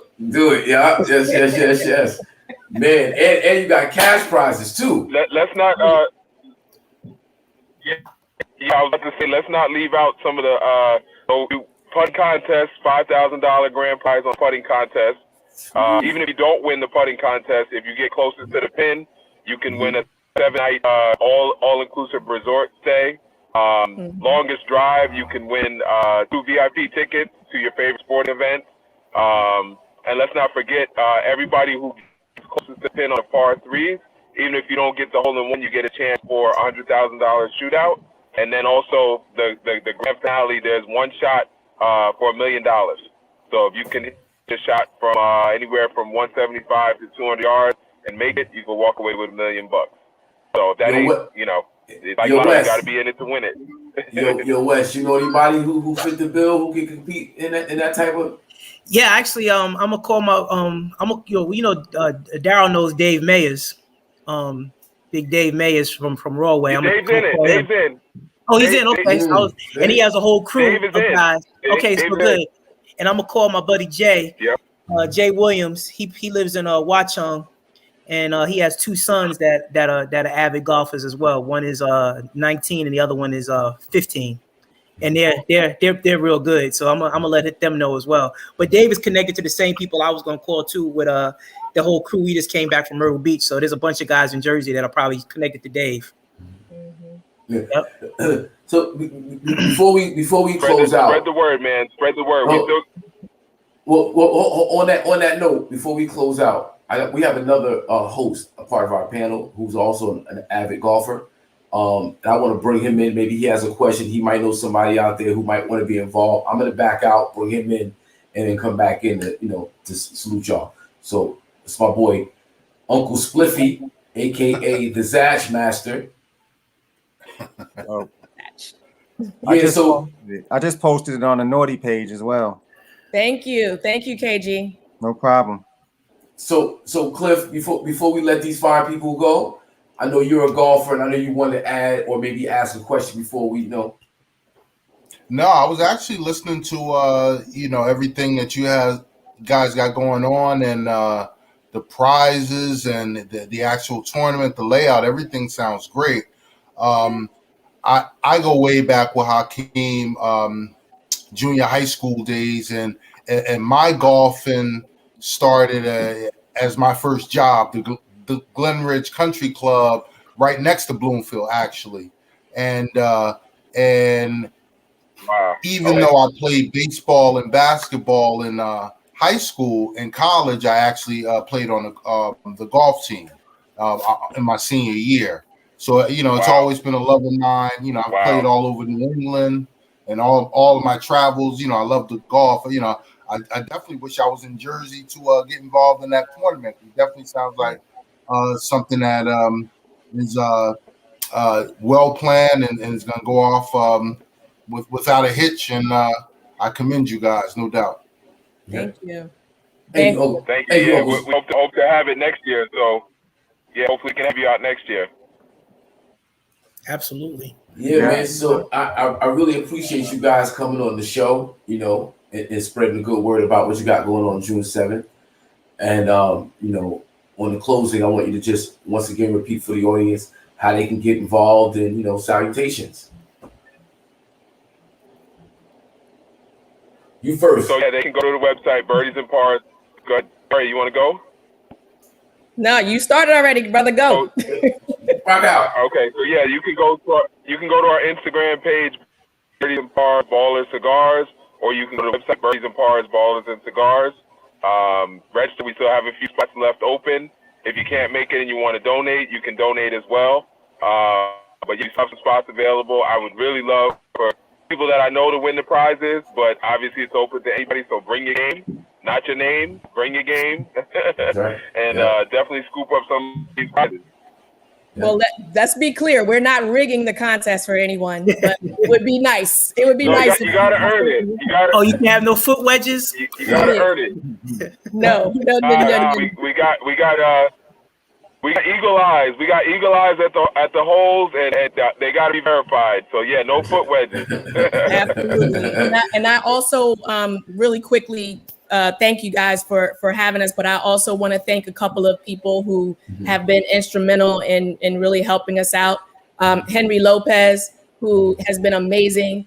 He's an avid golfer. He's a pro. He wins the original T Golf Classic every year. It's ridiculous. So, and he's been kind of advising us because, like I said, I am not a golf person, but I know how to do an event. So that's where the rubber meets the road. You got to make sure you got enough people behind you that understand the game and that they have a passion for the game, so they know what to look for. And then, of course, the people that can actually put it together and bring that dream and bring that passion into fruition. And then some other of our personal friends, MC Search provided the golf shirts with his company 4C Multimedia, and he's a sponsor of our event. And Morgan Stanley is another big sponsor that came in last minute. So we really appreciate them. As long as we'll have some great stuff in the goodie bags from Evelyn's Kitchen, the famous Evelyn's Kitchen, and then Cookie, which is Miko's vegan cookie line. So Miko Page, who's the golf pro, she has a vegan cookie line and it's launching. So we are going to be the first to kind of debut her cookies to our audience. And we're so excited. We're so excited about this event. And I thank you all for being there in spirit, even if you can't be there in person. And if you can't be there in person this year, check us out next year. For sure. Yes, so that's Birdies and Pars. No, say it again. I said we got some new wrinkles already for next year planned. Aria and I at the golf course today. We got some tricks up our sleeve for next year, so definitely be ready for next year. Yeah, well, it's good that you guys will be doing an annual event that we can look forward to, and that is Birdies and Pars, Ballers and Cigars. D-Train, Aria, thank you for being on the show. Love you, y'all. Love you, babe. Yeah. Good luck. Much success to you. Yes. Peace. Nice meeting you. All right, D. Man, see how it worked, Mr. Gump? Yeah, man. All you had to do is say D-Train, and I would have known because I knew he had that company going because we ran into each other during the basketball when I was reffing, and he was training a lot of these young cats at the same time. Man, that's crazy. Now, I knew he was the homie. I thought you saw, with the flyer and everything. I didn't put it together. I can't. Sometimes I can't see the picture good. Yep. Man. So fellas, let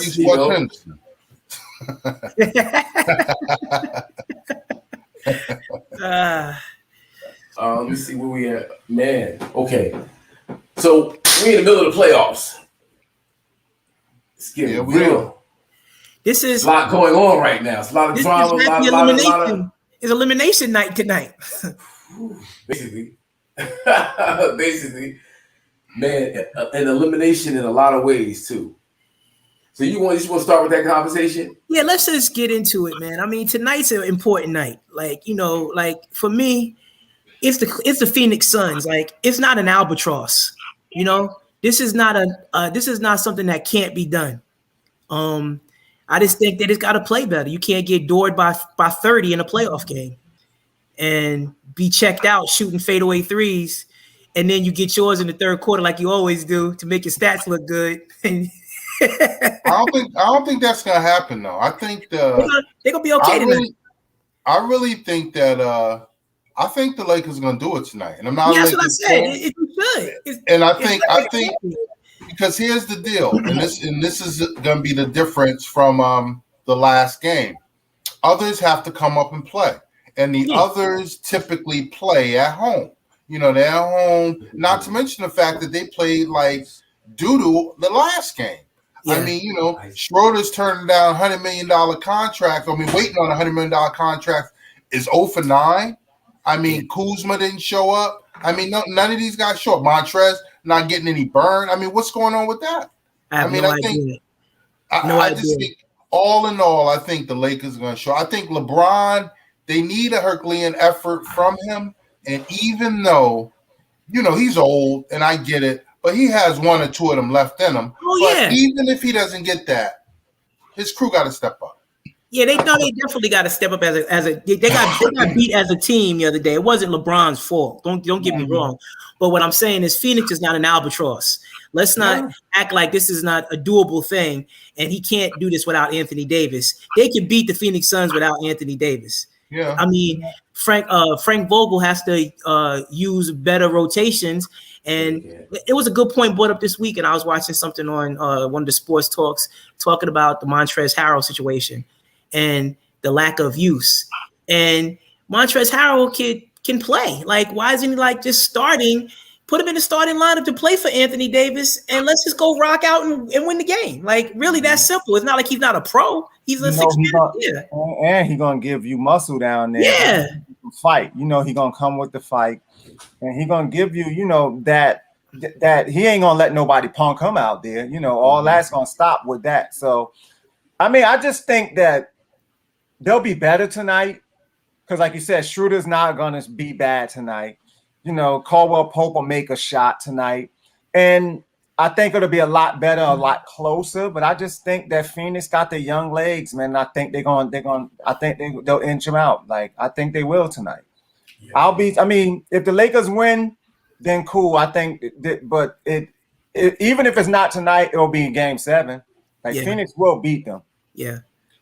I don't doubt. I just think, like I said, I just think it's not an albatross. Like it's not like he's up against the wall, like against an unbeatable team. Nah, that's not the wall he's against. And I mean, now the NBA don't. The NBA wants that. I think they want the Lakers around. They do. I don't know, man. Like in the beginning of the year, I had 2 predictions. One I was right, one I was wrong. I was wrong about Steph Curry hitting the wall. He did not. LeBron James hit the wall. Yeah, 36, 18 years is 36 and 18 years. Yeah, like it's just Chris Webber said it the best. He did. He said everybody got a certain amount of jumps in their knees. A certain number, it's a specific, everybody has a certain number. And once you hit that number, you just can't jump no more.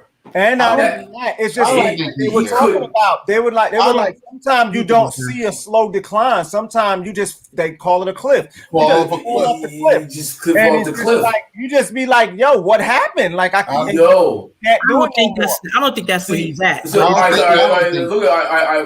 I'm not saying that. I'm saying that the Herculean over with. Like that's what I'm saying. And at this age, he needs a lot of help around him.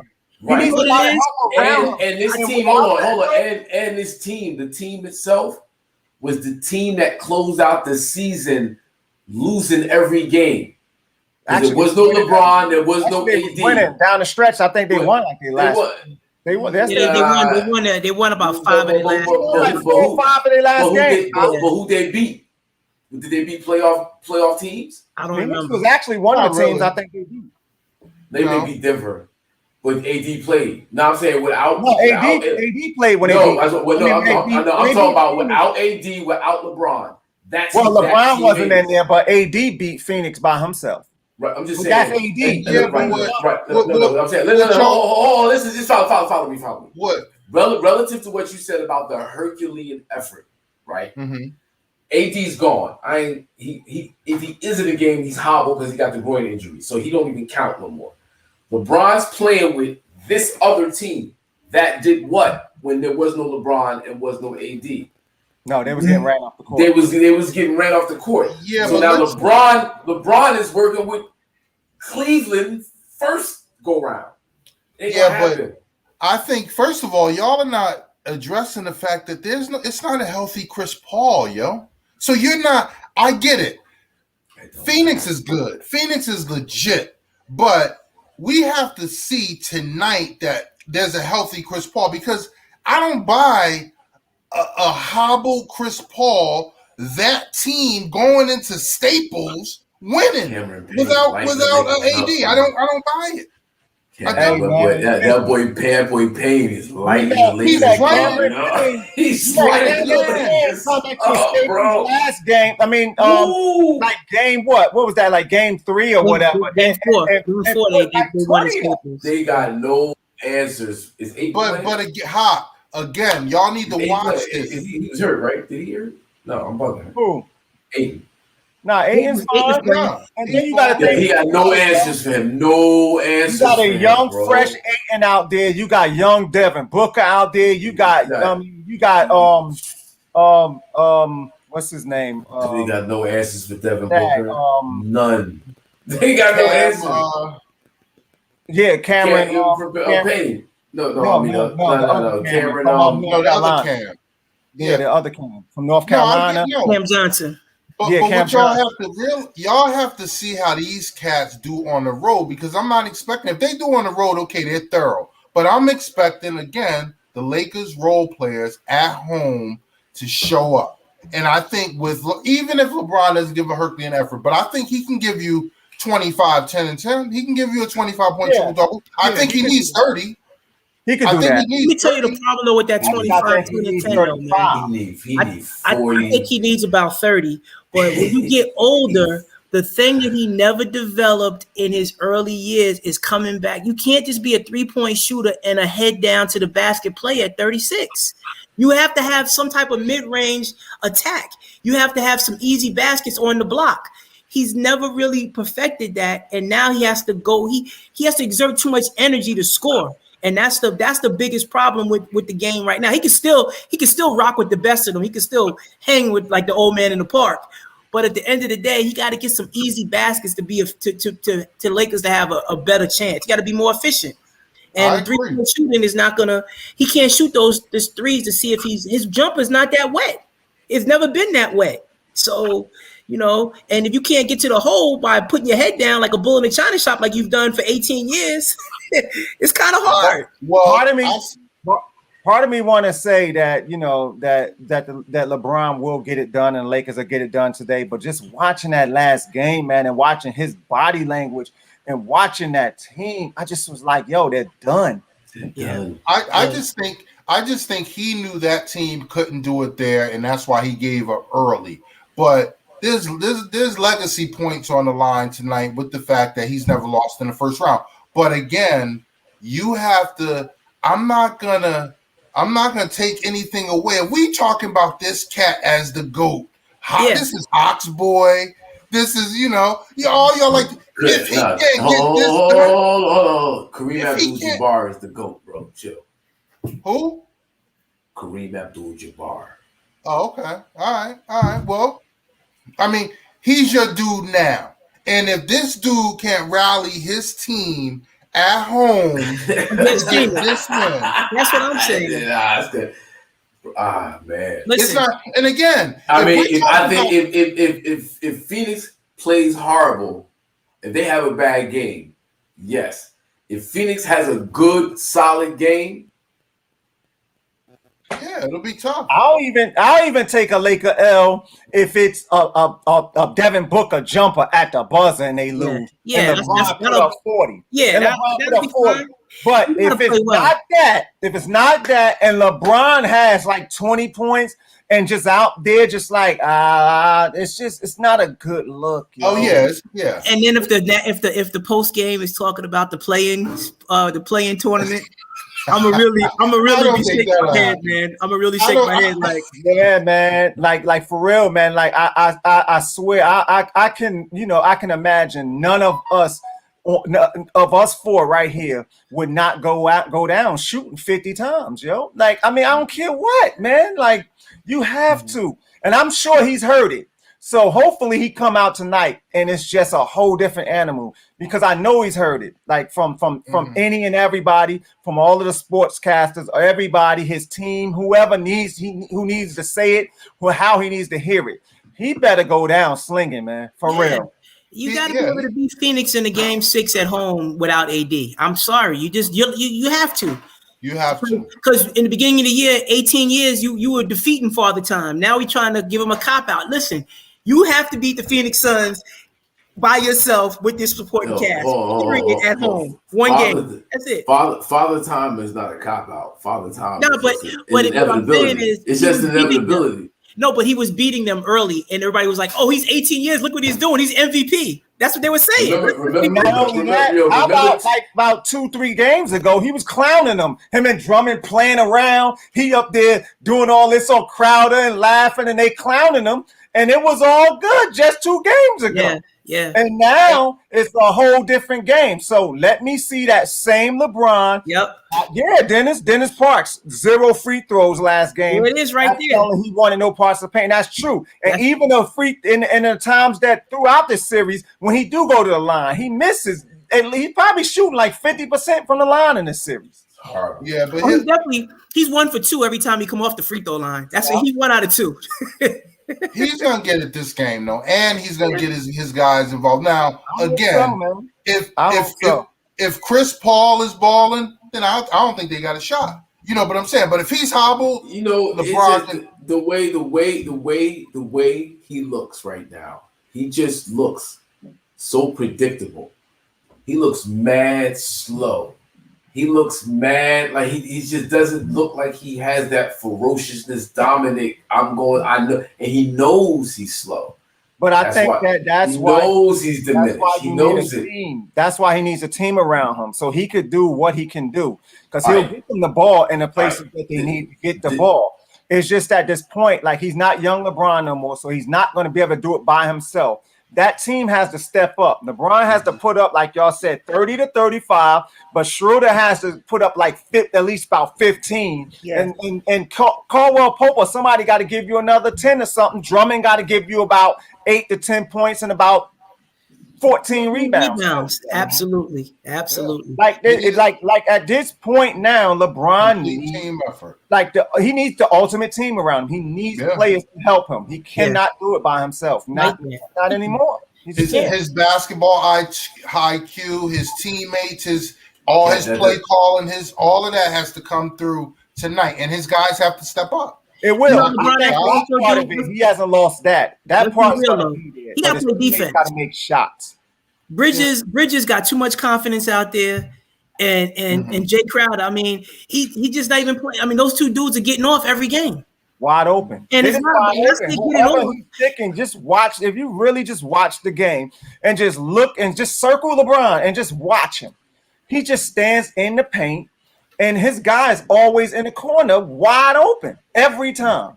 Yeah, he's got to be a little bit more efficient on defense. I mean, we're not telling him to lock them down, but if Bridges and Crowder are getting you 13 or 14 points apiece, that's a success for Phoenix. Yeah, you know what I'm saying?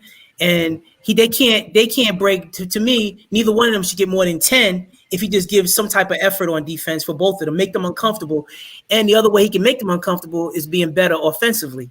Right. And that's what he hasn't been able to do. Like, he's giving them just too much confidence. The games they won, they were able to do with him and AD, because what they did is get them in foul trouble. Yeah. Yeah. And that's what you have to do. And I think that he may possibly do that because he may be aggressive tonight. Yeah. And if he does that, then he'll get Ayton or Crowder or both of them in foul trouble. Yeah. And that's going to hobble Phoenix. And that's when then the Lakers can really make their run if the other guys are making shots. Absolutely. So the Lakers we can move on from the Lakers then.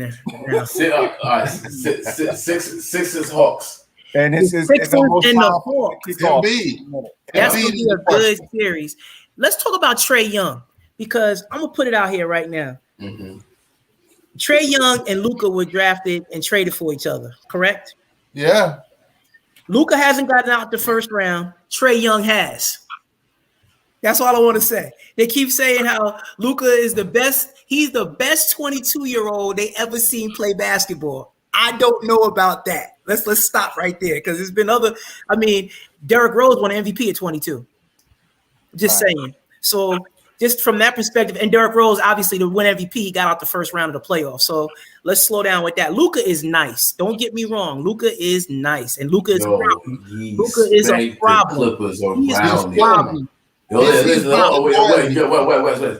He spanked the Clippers around the other night. Well, he did that in the first half, because the fourth quarter he wasn't doing nothing. But nah, okay. Really. But you're right about that, because he only scored 2 points, and I think he was like 0 of whatever. But I don't know if you heard this stat though. This stat, listen, he was the first play. He broke the record, all-time playoff record, by accounting for 83.8% of the winning team scored, and that jumped over Jordan. And that was because he dropped 42 and he had 14 dimes. Luka's a monster. No, he's a monster. He's single-handedly killing the Clippers alone. He didn't score in the fourth quarter, but he controlled the game. He controlled the pace. He has the ball in his hands, and he's facilitating. He's getting other players involved to get the points done. So sometimes, you don't necessarily, Wes, you don't necessarily have to score in order to have the fingerprints on the game all of the time. That's what Trae Young is. But that's what Trae Young is doing. And no, he's in the second round. I'm not saying that's what he does. It's not to take nothing away from. No, Trae Young. My thing is, I'm not talking about him versus Trae Young, because Trae Young's ridiculous. I'm just talking about, you got people like Skip or somebody that always comes up with all this whole thing about, but you only had 2 points in the fourth quarter. Yeah, but what about the other stuff that I did in the fourth quarter as well? He set the tone in the first quarter. Yes, that's what he did. Luka, again, Luka is nice. It's nothing. He's a bad boy. I get it, but I'm a pump the brakes type of dude. He's been in the league for 2.5 seasons. Can we slow down? We've seen a lot of basketball on this panel, and we can't be crowning cats after 2 seasons. I'm just not that dude. I'm not going to do that. And he ain't get out the first round yet. He got to get out the first round, but and this is what I will give him if he gets out. Yeah. He did play the Clippers, which is a tougher team. Oh, yeah. Oh, absolutely. He gets out. He's a tougher team than the Knicks. All right, but And he's carrying them. it's just And he's completely carrying them. To me, even though they're both point guards, it's not to compare. Yeah, it's not to compare the two, because to me they're two different players. Still, even though they're two different players. So when we start comparing them, this one versus that one, I think is where we get in trouble. I know your point, though. I do know your point. The narrative that gets created because they're looking for the next right thing. They're looking for the next hope. Yeah, and we think too much basketball to get undermined it like that. Like, I think he's nice. Yeah. But that motherfucker is Larry Bird, dude. He's a problem. He's a problem. That motherfucker is a problem, man. He's the best, one of the best young players in the league. He is. How tall is he? How tall is he? What's his? He's 6'9", 6'10". 6'9", yeah. 6'10", yeah. This motherfucker is 22. 22. Can handle. Can distribute. Rebounds. No defense though. He don't play zero defense, and he cried too much to the refs. But he's still a problem. Oh, he's a problem. Yeah, he's problem. But I think what can derail him though is his own arrogance. Yeah, he's a little arrogant. He's a little arrogant. He's a little like, you can see it's so easy to him. And there's always just that other motherfucker. Well, there's a lot of nonsense. Plus, too, you got to think about too, like, and it's nothing to take away from him because his age is what it is. But he's young. He's actually ahead of the curve of a lot of, like, when you say a Trae Young, because he was in the pros overseas already. Yeah. So he was playing with 14. Yeah, he was playing with grown men over there for a long time. Mm-hmm. That's a good point, D Parks. We'll give you that one. This is Trae Young's first playoff. Big shout out to the D Parks. Trae Young got a squad down in Atlanta, man. And I was like, yo, the Knicks is not beating them. They got too many ballers and shooters over there in Atlanta. They ain't But again, when you I'm sorry, not to cut you off, but when you get into the comparison, right? And you go, this is Luka's second go round, but coaching matters. Team chemistry matters. So many things matter that it's still hard to make a comparison versus Luka and Trae Young based on playoff appearances or whatever. Like, they're both dynamic players, and what we're seeing from Trae Young, like, because it's his first time in the playoffs, it's like, man, 30 plus points in Madison Square Garden. That's his Jordan. And you got to think too, like, I think the Hawks, like, are the youngest maybe the youngest team in the NBA. Yeah. So you got to think about that as well. Like, Trae Young is over there with a bunch of young cats. They're ballers and they're learning. They're learning now, and they're still learning. Yeah. And then you got to think about the coaching change. Nate McMillan has turned Trae Young into a better player, a better basketball player. Period. Yeah. So they have the same record as the Sixers from the time Nate took over, and that's first in the NBA. And we got to get on that series, yo, because if Embiid doesn't play, Atlanta can win that series. Definitely. If Embiid ain't, watch out. Atlanta could knock them off, yo. See, this is a series that Ben Simmons, they would probably try to put him on Trae Young because he's long and he's versatile defensely. But this is a series that could get Ben Simmons in trouble guarding a guy like that. Yeah. He's too like herky jerky. He's got too much. He's clever. He's a clever point. He's a real point guard. Mm-hmm. They compare him to Steph, but Steph's not a real point guard. Steph's a two guard that plays point. Trae Young is an actual point guard. Yeah, he reminds me. Yeah. He's a Chris Paul meets Steph Curry. They put Ben Simmons on him. Trae Young will mess around and foul him out. Yeah, that's what I say. That's what I'm thinking. Same thing. So it's going to be an interesting series. I see if Embiid plays it going 6, but I think it's a toss-up if Embiid doesn't play. And Atlanta could get him in the 7th game. I don't see it being a short series if Embiid doesn't play. I see it being a long series. I still think Philly will have enough, and Doc Rivers will still have enough of up his sleeve to get Philly through those games. It'll be a long series, but Atlanta could get them without Embiid. Yeah. I mean, the thing is, you still got Dwight Howard, so you'll get rebounds and all of that stuff. And then Philly do have a bunch of defenders, so their defense on them are going to be different and they'll be tougher.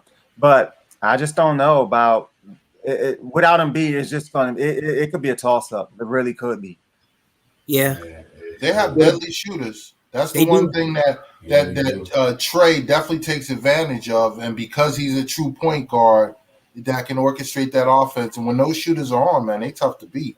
And Cam Reddish ain't even out there. Nah, I know. I like Hunter though. I've always been Hunter. I like you got Bogdanovich out there, like Herter. Like those dudes can shoot. Bogdanovich is crazy, though. They can shoot. That boy is. They got some problems out there. It's not gonna be. And then you got Collins. Collins is a big dude. Collins is a big boy that can shoot. Clint Capella down low. Collins pulling everybody else out, and all the rest of them pulling them out. So even if Philly goes big, man, it's just gonna be tough. It's gonna be a better series than people think. Man, it's Doc Rivers versus Nate McMillan. Yeah. Man, that's woo. That's kind of dope.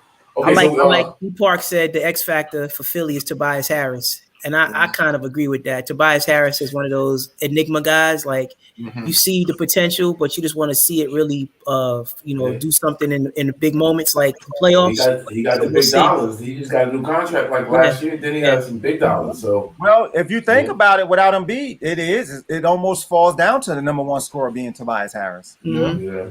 But see, he's the cat that's going to give you that quiet 15.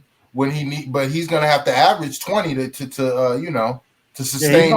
He's gonna have to at least put up 20. You're gonna need Steph Curry and Danny Green to be hitting threes too in order for them to really keep it going. Absolutely. Because you can't trust Ben Simmons to give you 15 or 20 a night. What Dwight Howard give you? 6 and 12 rebounds. Yeah. And a couple of blocks. Yeah. Yeah, Dwight Howard is gonna play tough though, and you can also expect them to get a couple of techs out there too. for sure. So the other series is Milwaukee and Brooklyn. Oh boy, Bucks and that one is going down. Bucks not scared, not at all. Bucks not scared, and it'll be very interesting to see the strategy they use, because again, I don't know if y'all remember leading up to the closeout of the season, the Bucks swept them, but Bucks they didn't have Bucks beat them twice, like back to back. Exactly, yeah. So I don't know if now obviously the big three wasn't there, but two of them were there. Two of them. Harden was the only one out. Yeah, but they ain't scared. So we'll see. What you got, Hawk? On that one, what you think? Man, I don't know. Before we get into that one, Kyrie, it's kind of with the whole bottle incident. Yeah, I kind of want to talk about that because I was the temperature in the NBA right now with the crowd and everything. Oh shit. So I'll be fishing trying to get guests to come in, and I didn't want to tell y'all because I didn't want to play myself. But I reached out to a current NBA player from the hometown who he said he wanted to add on to the show. Hold on.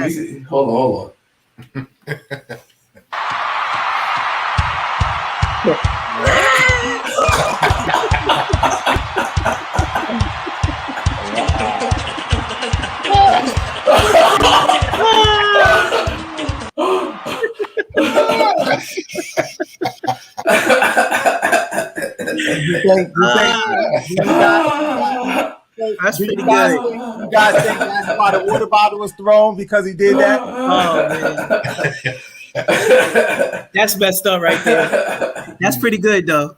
I like that.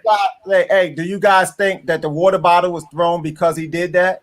No, I think the water bottle was thrown because it was some drunk, some drunk young person at the game who was mad that his team just lost and said, to hell with you, through the bottle. I just think with the social media age and all that now, people are just out here just trying to find any way to be famous and just like, yo, I ain't gonna really get in too much trouble.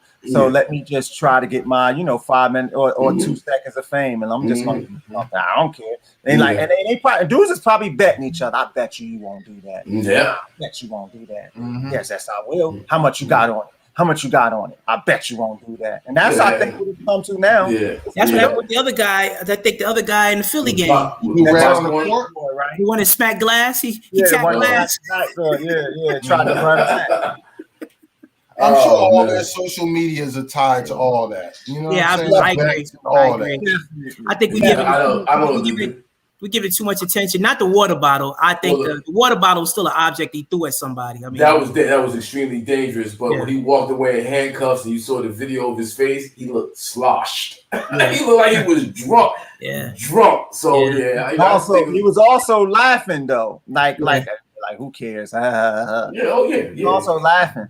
Yeah, because like you said, the social media, you about to be famous. Look at me. What I thought was whack though, I kind of thought it was whack for Big Baby and KG to talk about Kyrie, and he got the bottle thrown at him. I think they taking that Celtic pride a little bit too far. Like, yo, dog, somebody threw a bottle at an NBA player. Like, enough. Like enough with that Celtic pride, KG. I get it, you won a championship here, but stop it.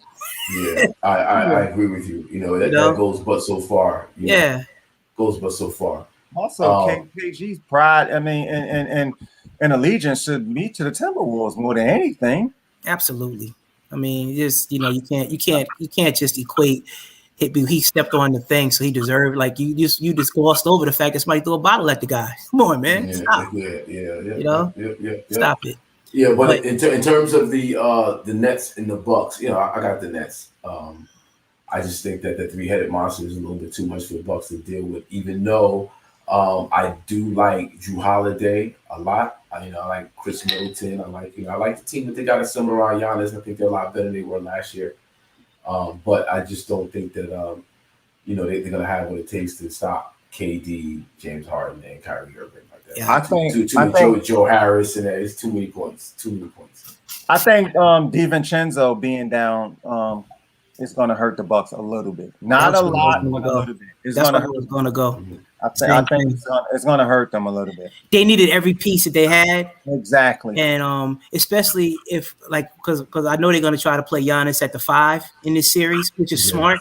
But that DiVincenzo, that loss, that's a bullet that they needed. They needed that bullet. And what it's going to do now is going to catapult and elevate Brent Forbes, but he's small. Yeah, he's too little. Threes though, he can fire them off though, but. Like you said, Wes, they needed everybody. Mm-hmm. He was their best.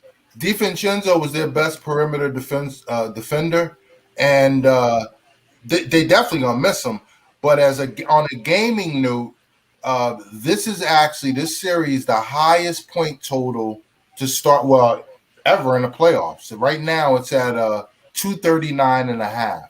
Now I'm not sure if that's gonna come down, but that's the opening total for that series, and that's the highest total ever. So the defense is going to be the key to this. And the funny thing about it is when they swept them to end the season, it was a defensive game. Neither of the games went over the total. So it'll be very, very interesting to see how they start this series. See, I think that they got a chance with Harden and Drew Holiday. I think Holiday could guard him. Can play with Holiday. I mean, Harden. I think Holiday can guard Harden. I don't think he can stop him, but I think he can compete. I don't think they have anybody on the Nets roster that can guard Giannis. Just like the Nets. I mean, Bucks don't really have nobody that can really get in Durant's way. No, they don't. Nobody. Then Kyrie is the other issue. Yeah, Kyrie. You got Kyrie. Yeah. I guess. I guess you're gonna have to throw Middleton's gonna have to go on one of them. Yeah. I mean, I guess Kyrie, Middleton might have to stick Kyrie. I mean, KD. But they might put Giannis on KD. I think they're gonna put Giannis on KD. They're gonna put Giannis on KD. Spurs. Yeah, that'd be smart. But it's gonna be a challenge. I think really comes down to coaching.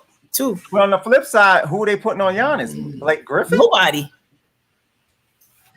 Yeah, but the thing you could. Or unless they're gonna go with Claxton. But the thing about him, you just build a wall around this guy. That's all they're gonna try to do. Yeah, they're gonna try to wall him out. Just wall him out. Milwaukee's built for the wall already. That's why they learned from last year. That's why they ran Miami up out of there. And Miami didn't build the wall, but Milwaukee's ready for the wall because they know that happened last year. That's why they got these shooters on the corners, and that's why they got Giannis at the top. Giannis is not scared to shoot the three when you back off of him no more. He will let it go. And then when you build the wall, what they're gonna do is, okay, Drew Holiday, you bring the ball up. Yep. And they got rim protection themselves. Giannis and Brook Lopez can both protect the basket. That's people understand. And Bobby Portis is a good shot blocker. So they got three guys in the front line that can actually play a little defense. Not to say, is this going to be a tough battle for the Nets? I still think the Nets are going to win. But I think it's going to be a real good series. It's going to be a real good series. And you got to think too from a defensive side. They also have they got PJ Tucker now. And they got PJ Tucker and they got Pat Connaughton. So Pat Connaughton is still there. You know, these guys are all guys with size. And then, like you said, Chris Middleton. Chris Middleton is nice. Tall, long. Yeah, no doubt. Yeah, long, man. I got you, but and he's balling.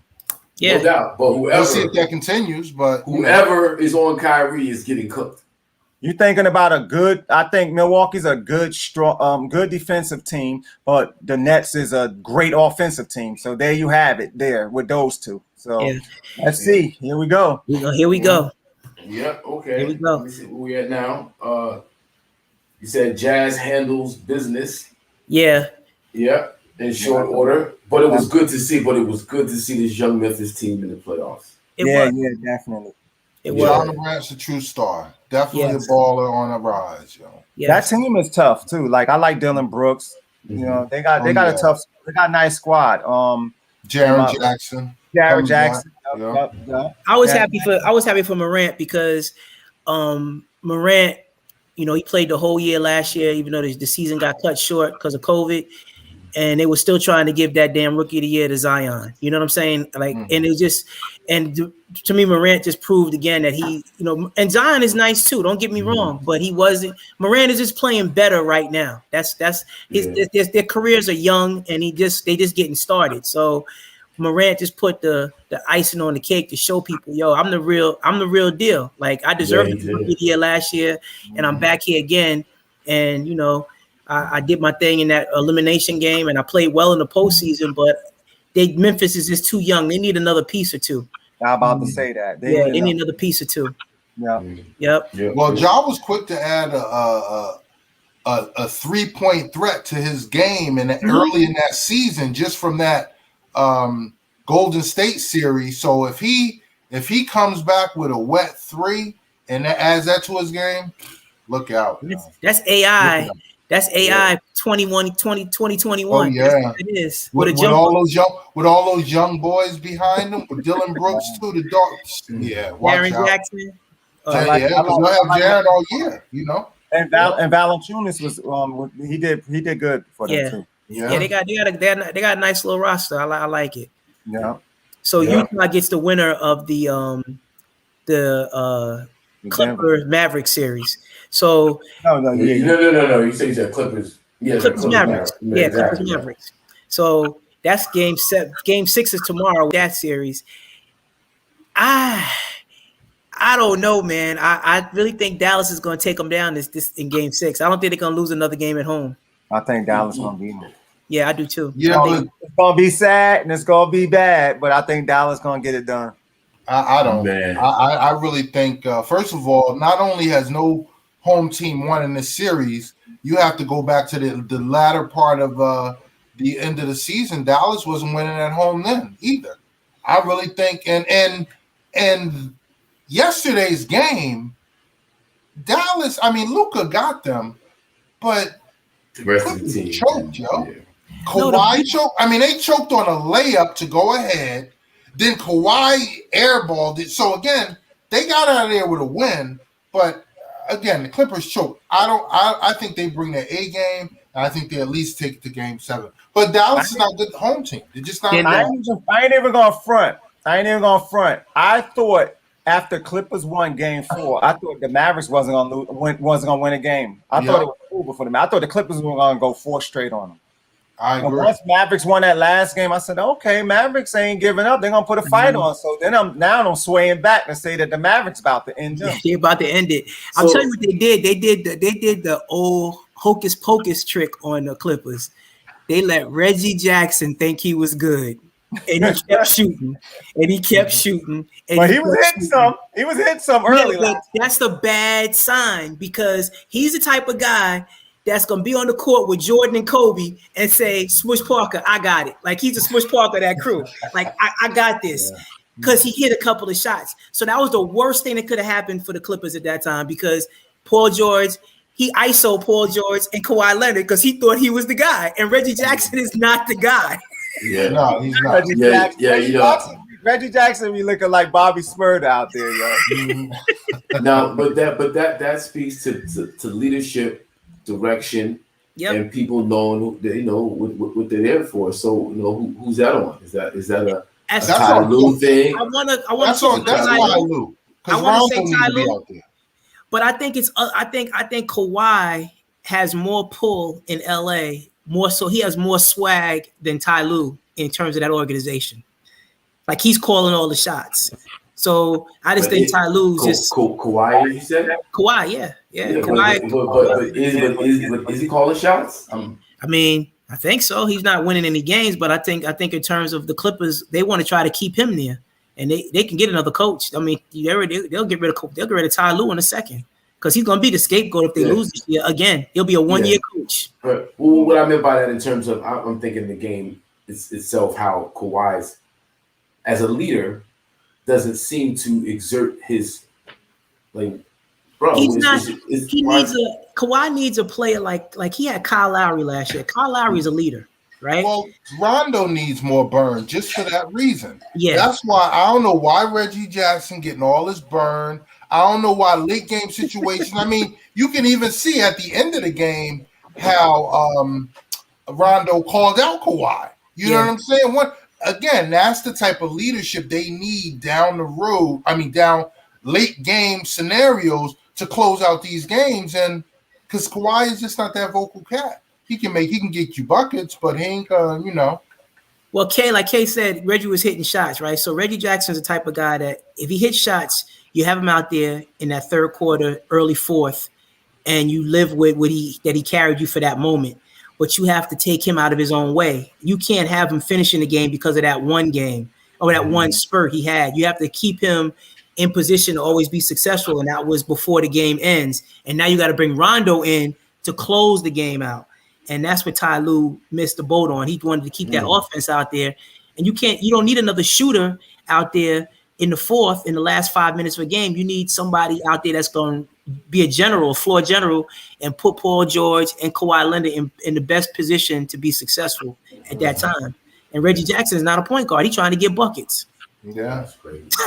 Also, too, man, I know it's tough, man, but it's just dang, Kawhi has always, been known as this great defender. And then Paul George is basically, I guess, catapult, at least self-proclaimed a great defender. Can't none of them stop Luka? What's going on? It's not like he's moving 100 miles an hour. He's just doing his thing, and they have no answer for him. They have no answers for him. I watched him dribble Paul George around in a circle like it was the Harlem Globetrotters out this point. Yeah, he killing them. He don't respect. It was the Washington Generals. I was like, oh, Larry Bird. Right, and I'm just saying, it's not like you got regular dudes sticking them. Like these are supposed to be elite, lockdown wing defenders. That's what they're labeled as, lockdown wing defenders, both of them. Man, and Luka is out there having his way, man. I was just ready to ask the score of the Denver game, and D Park said that Denver's down by 7 at the half. 68-61. Yeah, well, let's talk about the Blazers in Denver, and we talked about we mentioned Damian Lillard earlier in his double nickel the other night and lost in a loss. Yeah, that was incredible though, man. His performance, man, was so incredible, man. I'm talking about clutch shot after clutch shot after clutch shot. He was just waving dudes off like, just clear out, get out the way. I got this. I got this. Kept banging. So Dame Lillard or Steph Curry, shooters, who's the best? I think Steph is still the shooter, but I think Dame is the better all around guard for me. I mean, but I think Steph is the better shooter. I mean, to me personally. You know, in the last 5 seconds, Steph's jump shot is ridiculous, man. Yeah, it's ridiculous. Yeah, all right, so but you got Dame on one side, Steph on the other. 5 seconds to go. Who you passing to? I'm going to Dame. I'm going to Dame. Dame is the most clutch ever, yo. I don't want to give it. I want a shot. Dame and Jordan, basically. Yeah. 2 cats. Dame has proven over and over again that he is clutch, though. Steph has missed a lot of clutch shots, or shots that when it came down to it like this, you know, he's missed a lot. Dame hasn't missed a lot. I got Dame, man. I mean, Dame just went 30-footer in the half just now. I mean, they did. I mean, with 0.4 seconds ago, he's that cat. He's that dude. And Dame does that to everybody. Everybody, every time. I feel like Steph has had most against certain teams. It's Dame time. Yeah, it's Dame time, man. It's legit. It's legit. That brother's real, yo. That game was a classic the other day, man. Man, they was going at it. D Park said he thinks Steph is a little better. I just think that as we to go back to that MVP conversation, how you can be a point guard and average 5 assists, and a center can average 9, and Lillard averages more than 5 assists a game. So as a point guard, I think if we judging shooters, yes, Steph is still going to be that shooter, but as an all-around point guard, Dame is still getting 8, and I mean he had 11 or 12 assists in the 55-point game. So Steph is getting 40 and having 5 assists, and we're saying he's a great point guard. What'd you say, Ken? He's a shooting guard. Yeah, he's a shooting guard. Straight up shooting guard, man. He is a point guard, but he plays like a shooting guard. He plays like a shooting guard. I mean, all the picks he runs off, he don't set anybody up. He's not setting anybody up. Lillard is running an offense. Steph is running. They're running the offense for Steph. There's a difference. Yeah, it's a difference. But you know, they're both great. Dynamic. They're both dynamic in their own right. You know, it's just they're those two, James Harden and KD, just in terms of having that long range wet jump shot, and not so much. Luka. I don't think KD don't have the range like them two though. Like Steph and then Lillard, he don't. KD don't shoot that deep. KD was the first person I saw shooting from the going logo out threes. Not even logo. He would go out into the 28 foot. He would go out into the tunnel. This when he was in Texas and was shooting it from. He was in Texas. Yeah, that's why that was stuck on my head. I'm just saying, like in the game, like you don't see KD pulling up that deep in the game. Like he's way more efficient. He's gonna give you those mid range. He'll pull up and spot up for threes, but most of his mid range killer. He's just gonna dribble. He's gonna 1 dribble pull up or 2 dribble pull up, 3 dribble pull ups, and you ain't gonna stop it, yo. He's going to get to his little spot and make his shots. And then if he's wide open, parked over there, he'll shoot a 3 or sometime come down and shoot a 3 dagger on you if he has to. Yeah. But he ain't pulling up from the logo like Steph and Dame, like on the regular. Like KD don't even have to do that. He don't have to. Tell D Parks, if you take Dame Lillard off the Portland Trailblazers, they're a lottery team too. So it's still a lottery thing. All lottery teams without those best players. So, you know, Steph is Golden State is definitely a lottery team without Steph, but so is Portland Trailblazers. Definitely. But if you had a shootout, Golden State proved it last year. Steph is winning. In a shootout, Steph is winning. Nobody makes 100 threes from the corner in a practice. I don't care. 100 in a row? He made 100 in a row in a practice. Steph's winning that shootout. Absolutely. Every time. That jumper is ridiculous, man. Greatest shooter guy ever created. Period. Yeah. I mean, but Dame is clutch. Mr. Clutch, though, yes. Yeah. Cool. Yeah, Dame is definitely I think a little bit more clutch, but this year he had a better supporting cast. I will give D Parks that one, but that same supporting cast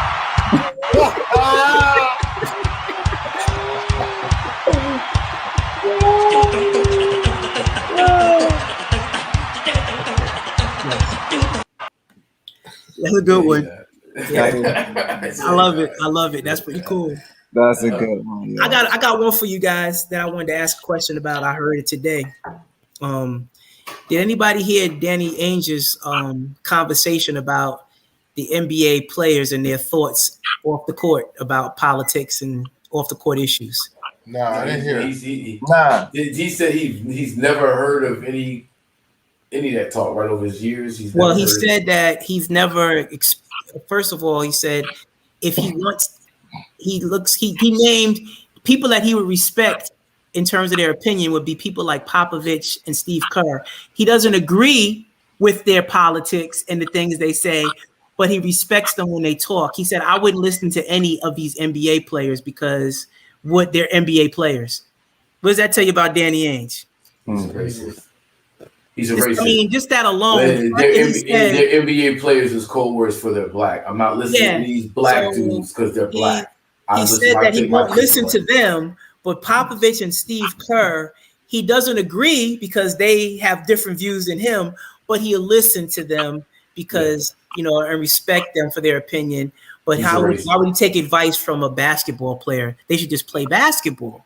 He's a racist. That's wow. Danny Ainge. Yeah. Well, he probably has some other things coming out too, which is why he abruptly resigned or something, because that's crazy, yo. Yeah. So it's you know what? I wouldn't be surprised. I wouldn't be surprised if that was the reason he resigned, and not so much that being the reason he resigned.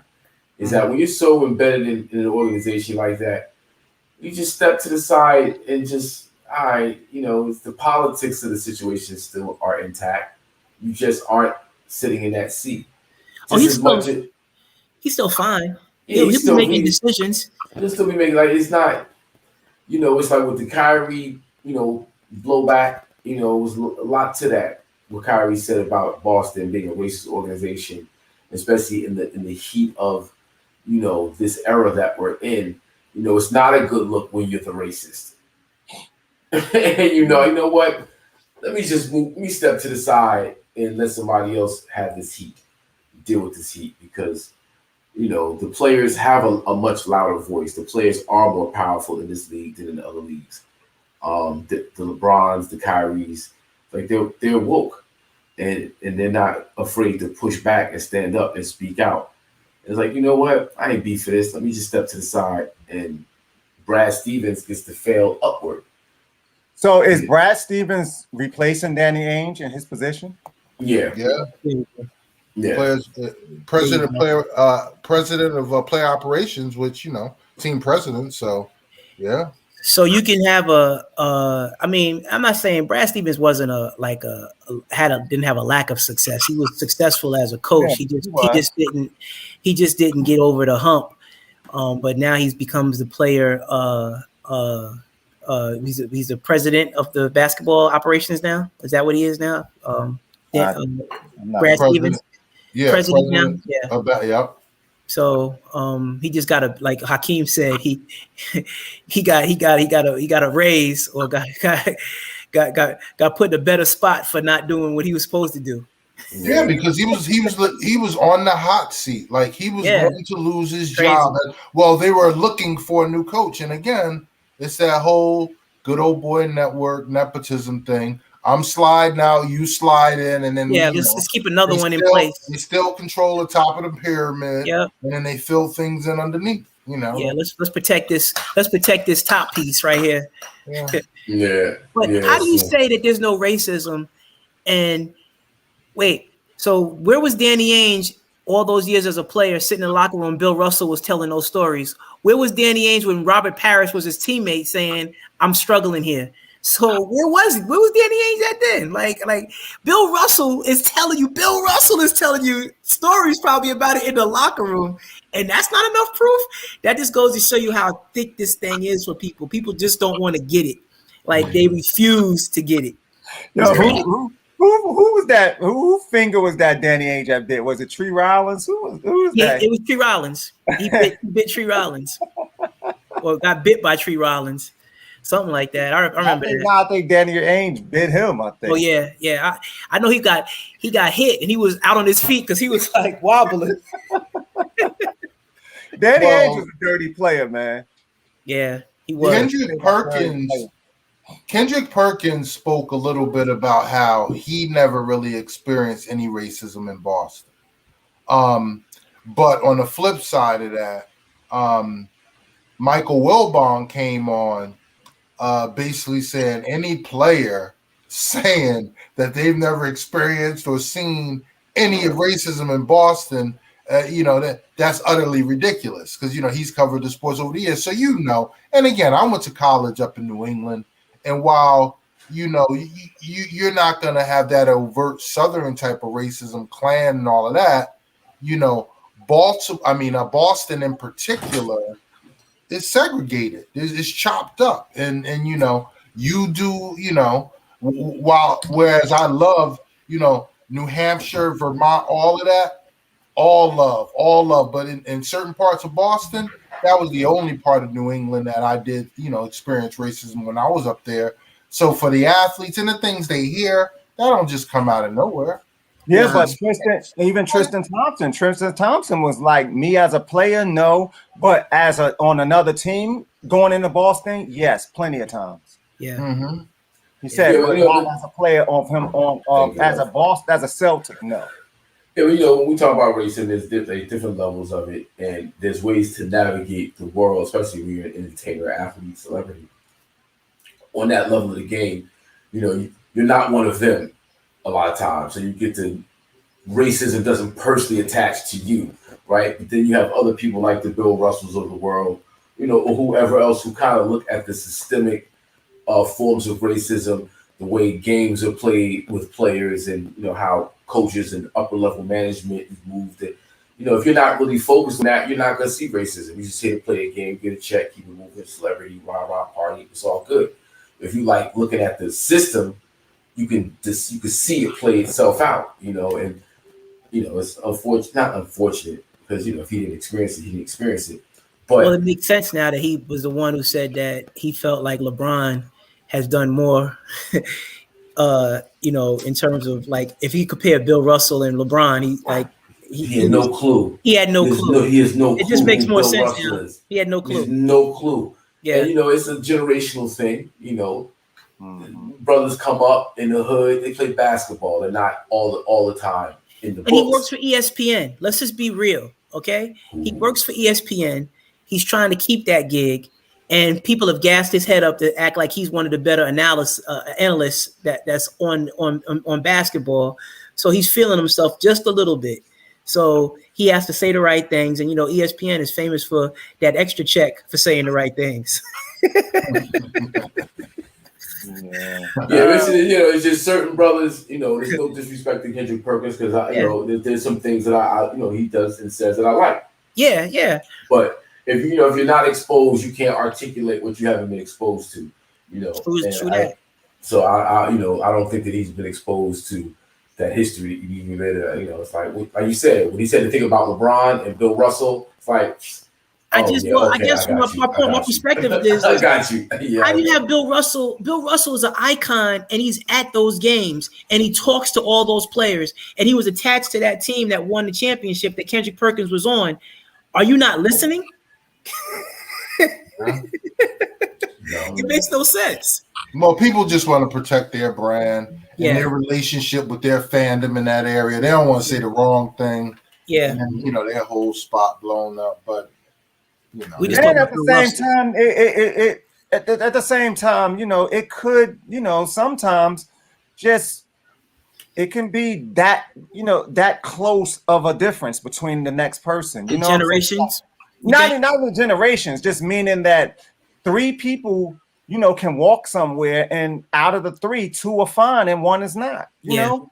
Yeah. So, it could just be that like one or two players has experienced it, and the third one didn't. 3, 4, or 5 didn't. But that don't mean it didn't happen just because you was walking through and you didn't. They didn't do it to you. We all walk through the crowd, and nobody smacked you in the back of your head. But don't tell me that they ain't smacked me in the back of my head. I mean, that's real. It can just be that sometimes. I agree. Not real. For real. Let me see who we at. Coach K. Announced his retirement after next season. He's gonna step down. I like Coach K. Yeah. I got nothing. I mean, only thing I can say about Coach K is they all the same. All the coaches in a lot of ways, like in terms of the recruiting, like he got down with the one and dones too. Like he had to get on that boat too.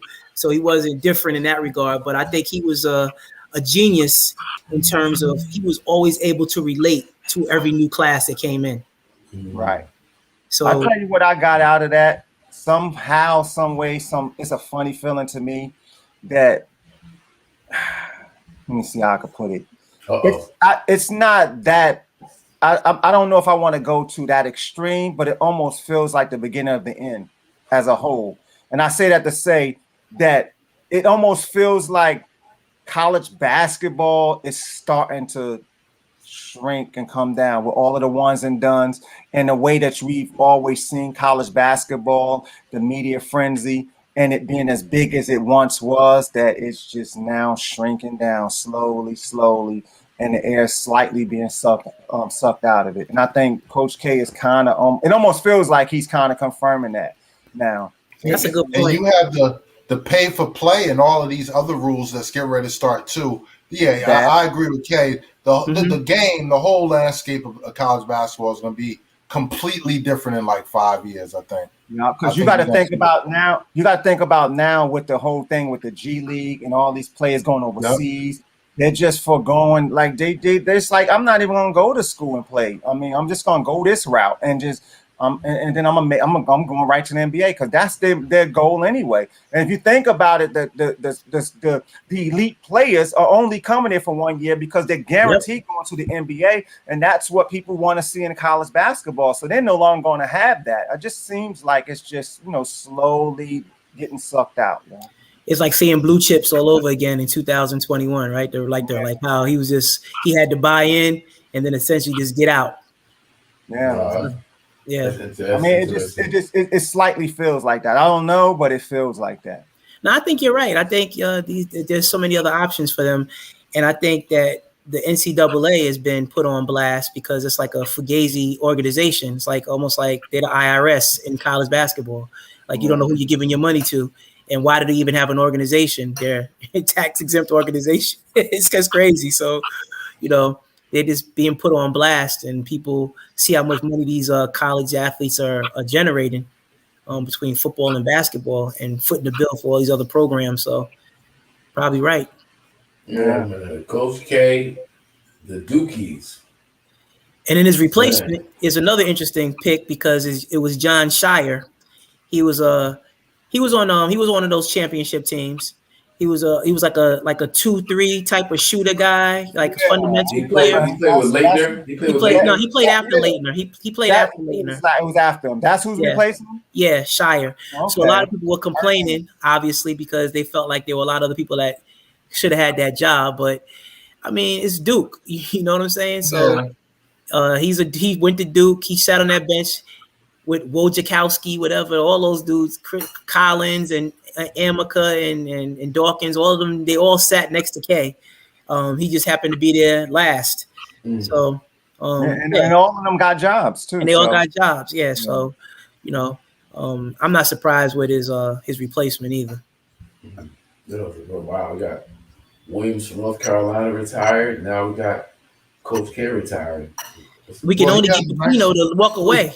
A farewell tour, though. It'll be a very interesting year. Plus, they said he got a real good class coming in, so we'll see if they can go out with another Final Four or something. Yeah. All right, fellas. Well, it's some basketball on right now. Yep. We got to get to it. We got to get to it. So, let me first say this. Shout out to Courtney. You remember Courtney Goldwire, right? Oh yeah, his son, right? Yeah, his son played for him last year. Shout out to Jordan Goldwire. He just graduated from Duke, did his thing. One of our boys' sons, but yeah. Okay. Yeah, big shout out Courtney and Jordan, right? Yeah, Jordan Goldwire. Yeah, man. Big shout out. Yeah. Yeah, man. Another dope week, gentlemen. Once again, salute. Did y'all thing. And next week we're gonna come right back and hit him again. Yep. This is IZM Sports, Hakeem, West, KG, and Spliffington, the Zach Master. Yo, we out of here, y'all. Peace. Peace, guys.